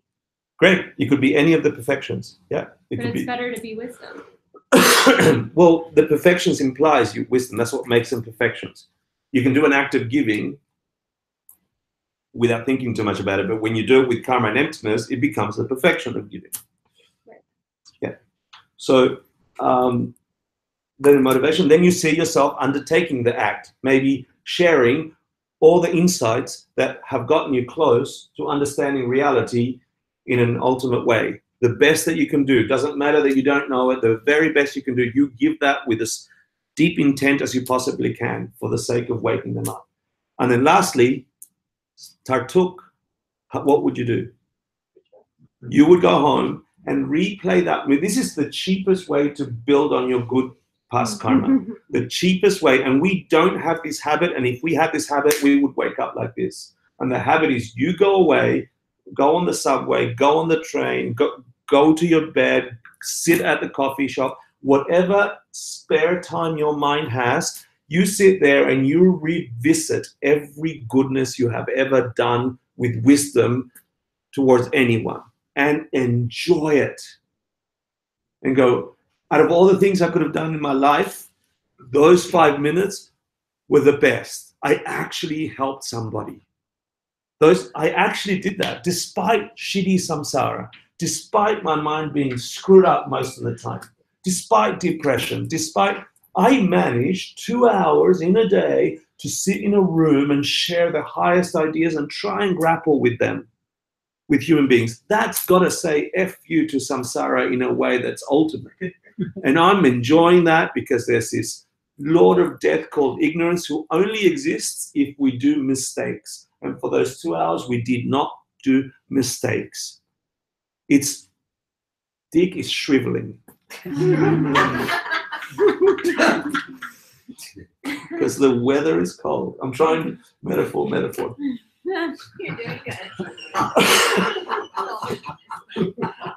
There's a lot of penis metaphors. There's a lot of penis metaphors. Sorry. So that's for Steven's back on Sunday. Okay, I'm going to go through.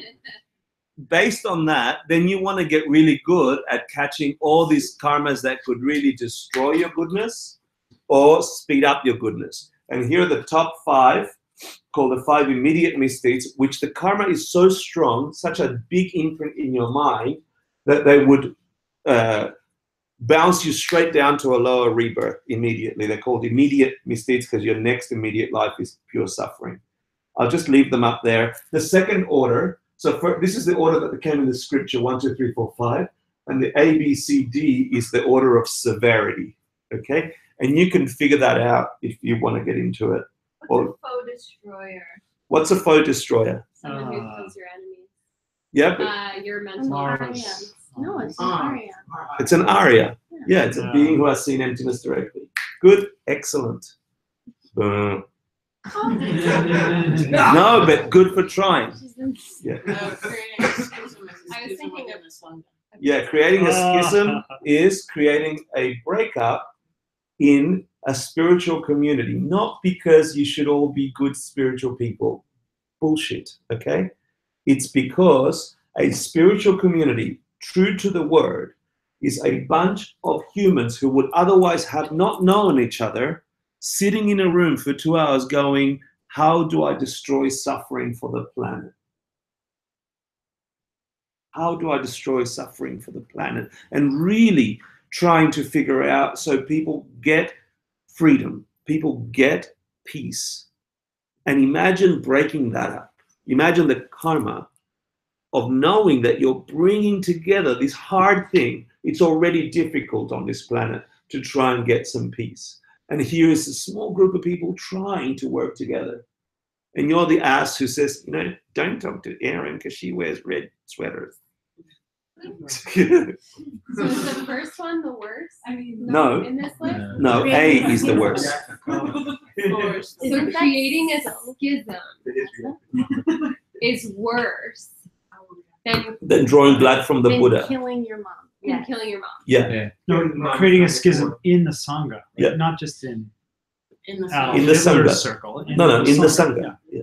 Also, dad is less than mom.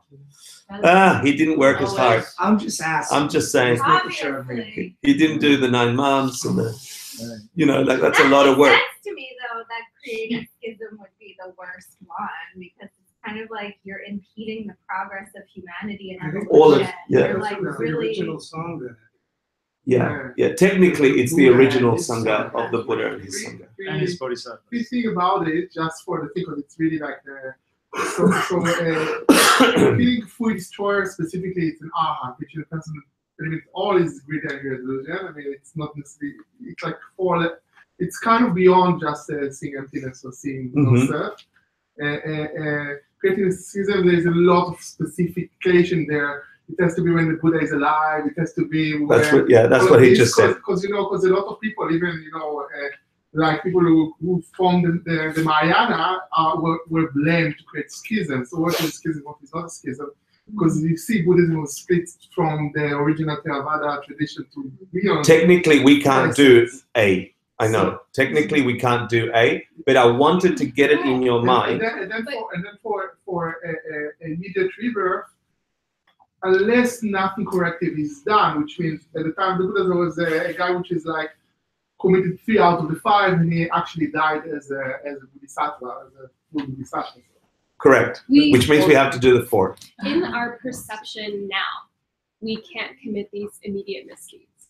But because you can't karma, commit the A, you can kill your mother and your father. Right, but that's not my point. My point is that if we create enough misdeeds that have to expand when they ripen, we could at one point, even though like in this reality, the Buddha was thousands of years ago, we could at one point be forced if we accumulate. So that's why it doesn't, like in my mind, I'm not sitting here like, well, I can't do this because the Buddha's not alive right now, because you actually can plant the seeds in a future life or later on. Like, you don't know, you could meet a Buddha and then be forced by your past deeds to commit that immediate. Because you've got the habit of creating systems.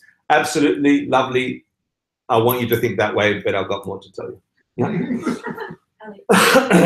Yeah, I like that too. It's very powerful. There's this thing called the collection of virtue, your collection of merit, sorry, which is all the accumulated good deeds that you've done with wisdom, the stuff that will flop you over into nirvana, enlightenment. Yeah, and you can cut the root of that virtue.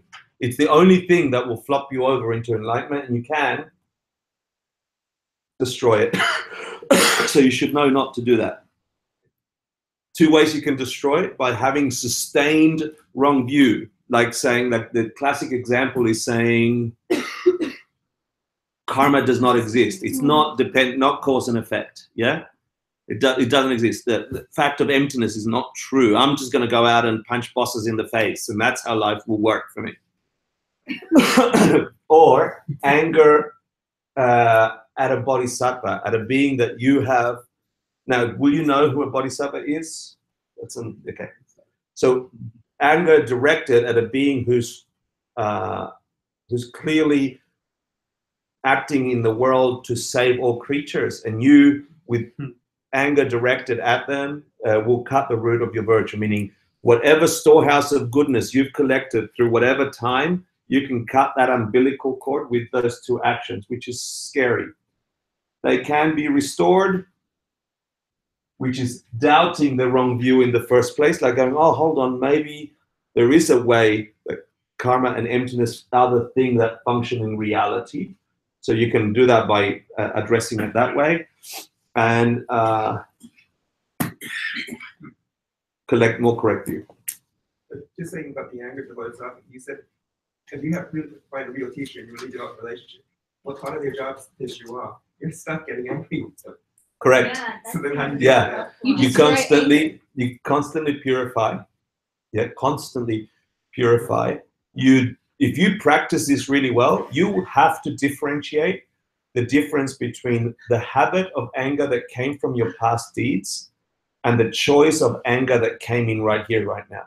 So here's my holy Lama teacher who often does things that gets me riled up, yeah, and has done for 20 years. And that's what I signed up for. And I see, because I've held them up as the be-all and end-all, the only cord between me and an enlightened being are the words of this perfect teacher who doesn't seem perfect all the time. Yeah, and he's pissing me off, because it would be much nicer if they were just like, oh, hi, how are you? And I'll be kind to you. Exactly. Yeah. Because and so I understand enough now that the thing that is bubbling up thanks to that entity is stuff I need to purify, because it's in me, it's not in them. Yeah. So initially, of course, I'm going to have moments of mentally lashing out, etc. But then there are methods to purify, and still to have them conceived as the teacher. There's some goodness in my karma, in my trying to work it out between me and them. So it's a hard thing. You are constantly planting very powerful seeds, good and bad, in relation to that person. As many as there are bad, there are good. Yeah. Hard question, because if you lose it with your teacher, you are cutting the root of virtue. Yeah. If you lose it with your teacher for a long time and say, oh, they're screwed, they're dumb, whatever. It wasn't in them to start with. The teaching says it's you projecting onto that creature this reality. So another way of saying it though really is, if you leave them being angry, if you're screwed. If you stay being angry, That's with nice. them, Yeah. eventually you're gonna burn through it. Cool. So let's just play with that idea.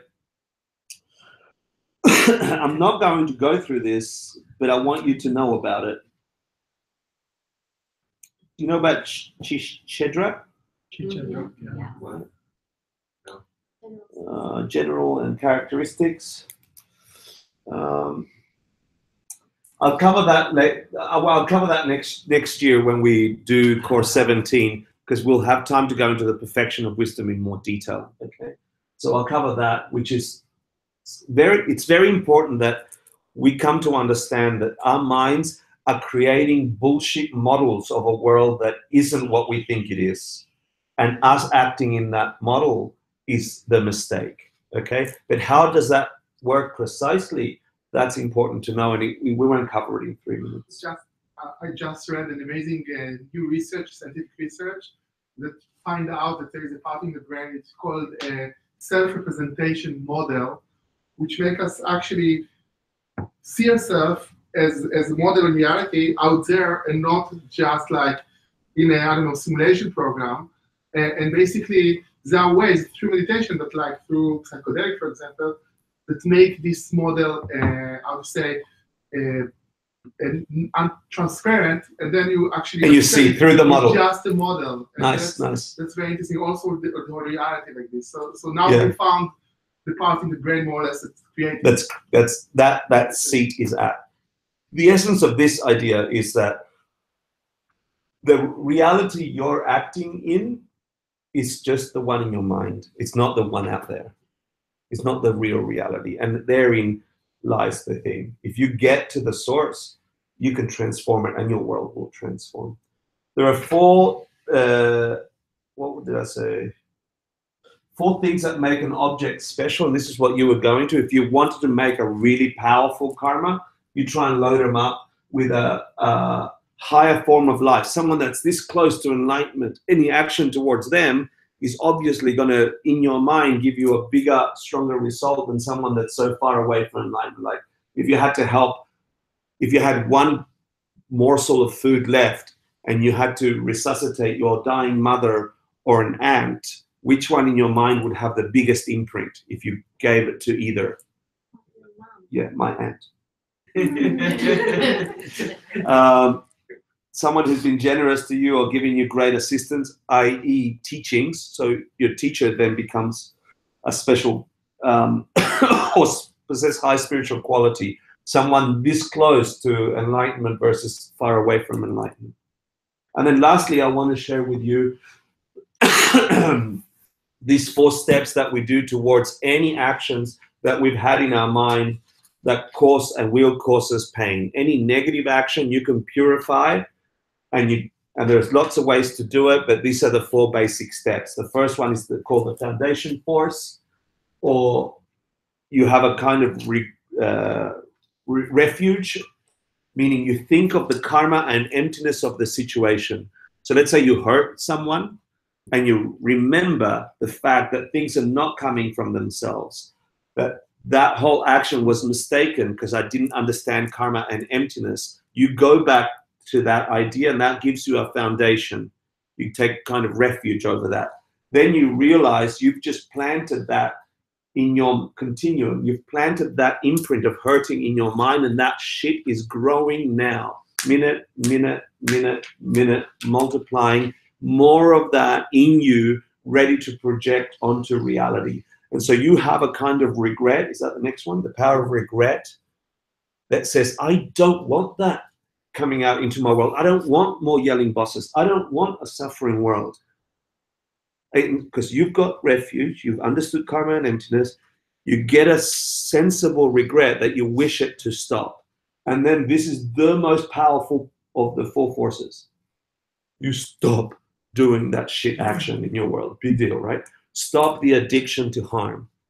Stop doing it. You make a commitment, if it's a really difficult thing, you say, I commit not to do that action for the next hour. If it's an easy thing to get rid of, I won't do that again for a lifetime. And anywhere in between. Whatever you do, don't commit to something you can't keep. Because then you're lying. Then you're lying and you're adding. And then so far, you've gone, there's a foundation here, karma and emptiness. I didn't understand it. Now I see it in an ultimate way. It's not mistaken. That's a refuge, yeah? Secondly, it's like, oh, but I did plant it, which means I am going to get that result and I don't want it. Regret, I wish I'd got it out of me. How do I get it out of me? I promise right now to destroy that seed by not doing that action again, not speaking badly of another person, not cheating or whatever it is for a week or a month or however you can. And then on top of that, you want to plant as much goodness so it overrides that seed. So you'll do an antidote force, a make-up activity. And a typical example that Holy Ken Rinpoche gave to somebody who had taken life, someone had gone to the army and killed many people. He had told them to go to a neighbor's farm and get some sheep that were going to the slaughter and take care of them for the rest of their natural life, which they did, yeah? So then you take care of these beings, and every time you take care of the sheep, you're thinking you're purifying the seeds of killing. Does that make sense? And here are the Tibetan Buddhist very powerful methods for purifying. The biggest purification you can do is think of emptiness. It's really meditate on emptiness. It's really understand that things don't have a nature and absolutely everything is transformable. So in practice, your world comes from you. Purify all the bad shit. Create really good shit. Don't just aim it for another bit of samsaric happiness. Don't do all this karmic work for a good Reuben sandwich. Do it for ultimate freedom. You're going to do the action anyway.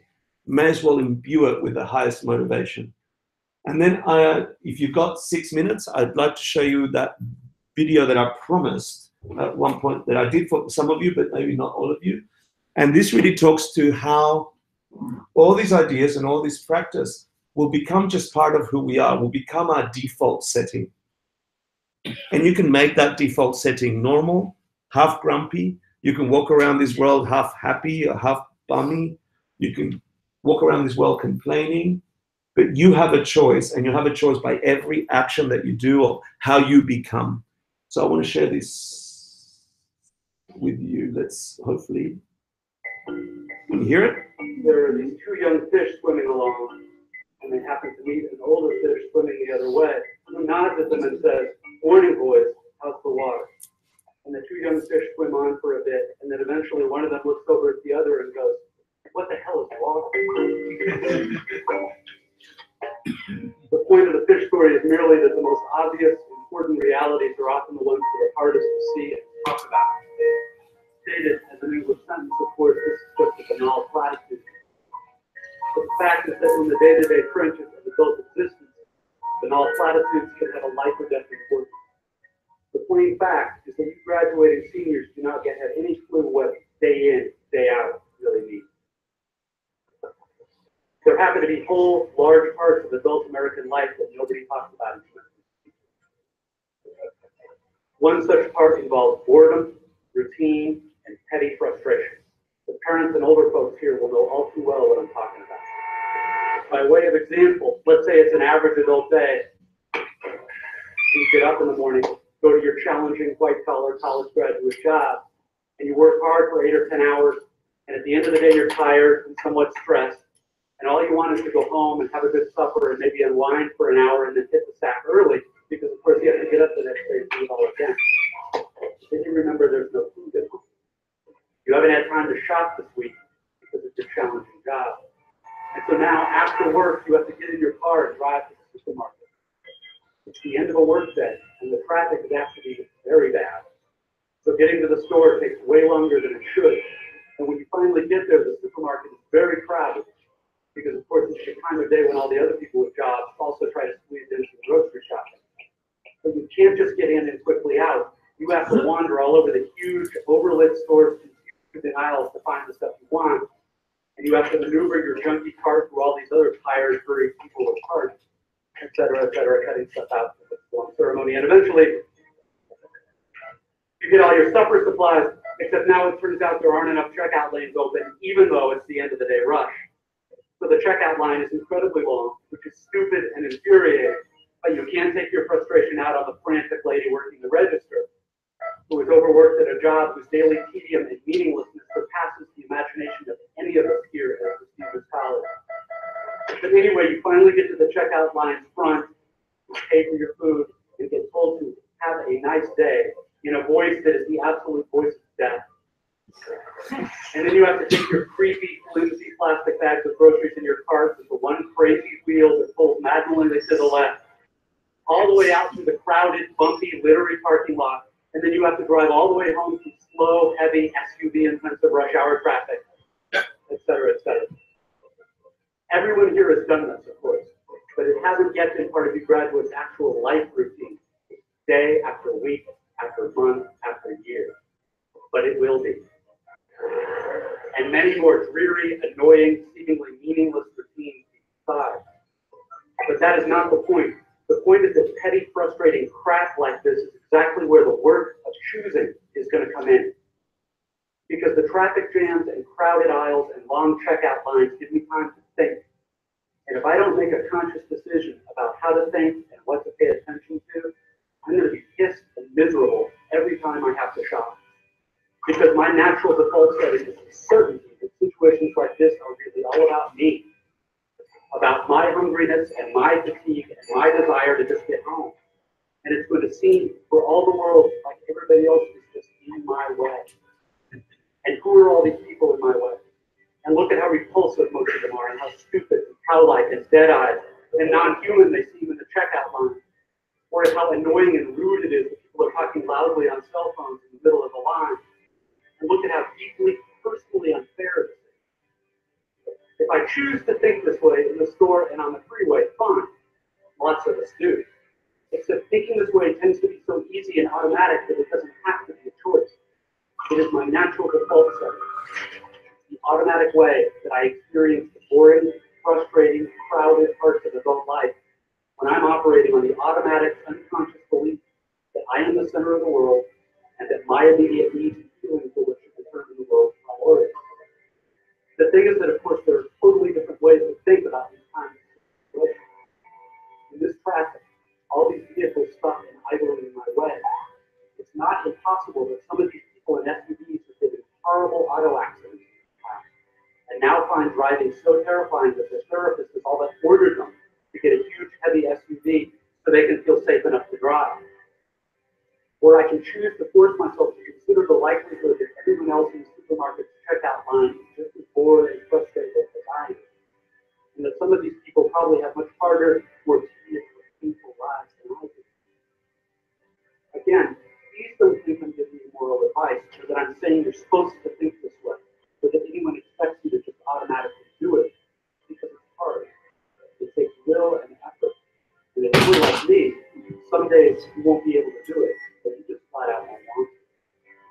But most days, if you're aware enough to give yourself a choice, you can choose to look differently at this fat, dead-eyed, over-made-up lady who just screamed at her kid at the checkout line.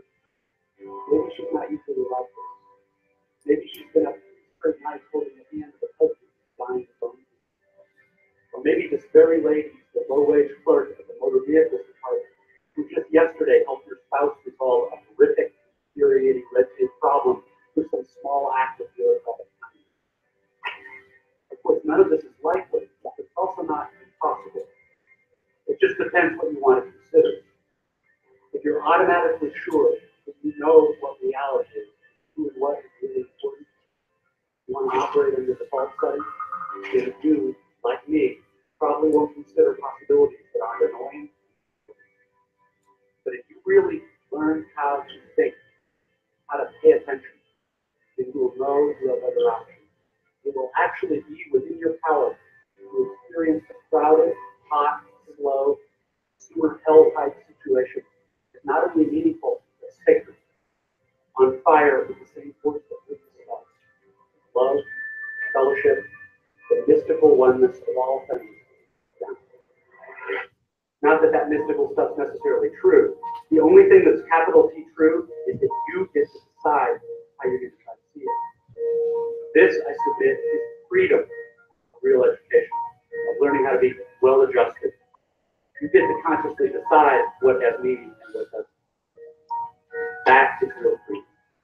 That is being educated and understanding how to think. The alternative is unconsciousness, the default setting, the rat race, the constant gnawing sense of having had and lost an infinite thing.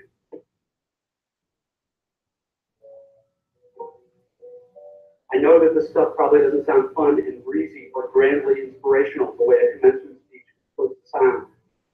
What it is, as far as I can see, is the capital T truth with a whole lot of rhetorical nicety stripped away. You are, of course, free to think of it whatever you wish. But please don't just dismiss it as some finger-wagging Dr. Laura's sermon. None of this stuff is really about morality or religion or dogma or big fancy questions of life after death. The capital T truth is about life or death. It is about the real value of a real education, which has almost nothing to do with knowledge and everything to do with simple awareness. Awareness of what is so real and essential, so hidden in plain sight all around us all the time, that we have to keep reminding ourselves over and over, this is water. This is water.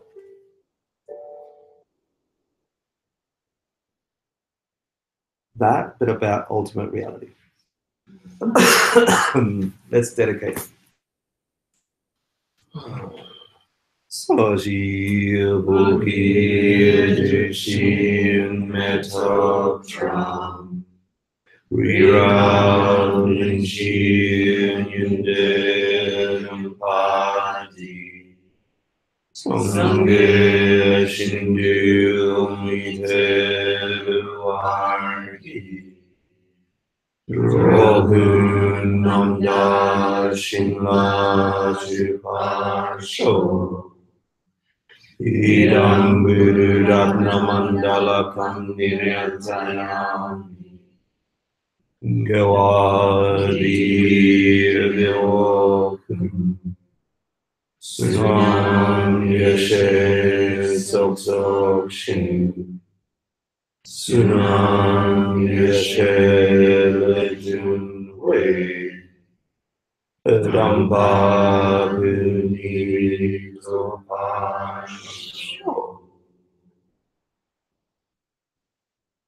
Thanks so much for allowing your mind to conceive of these things. And please try next time you get triggered to remember that there's something else at play and that you can access it. It's yours. It's not anyone else's. It's your responsibility to free yourself, and you have everything you need. So I hope you do. Have a great evening, have a great vacation, holiday, whatever you do. If you're in town and you want to do some amazingly awesome virtue, the 3 jewels needs bodies to paint, scrape, and move between now and the 31st of December. We will be having a farewell party here on the 31st, and we will be having a January 1 New You event at the new 3 Jewels at 5 East 3rd Street. If you want to stay connected and you want to know when to help, whether you want to paint or you want to come to any of those things, please make sure you give Rachel your detail, okay? Lights, camera, action. I'm blessed to have shared this information in this space with you. Thank you so much for being with me. Thank you for teaching. Thank you. I hope to stay. I hope you stay too.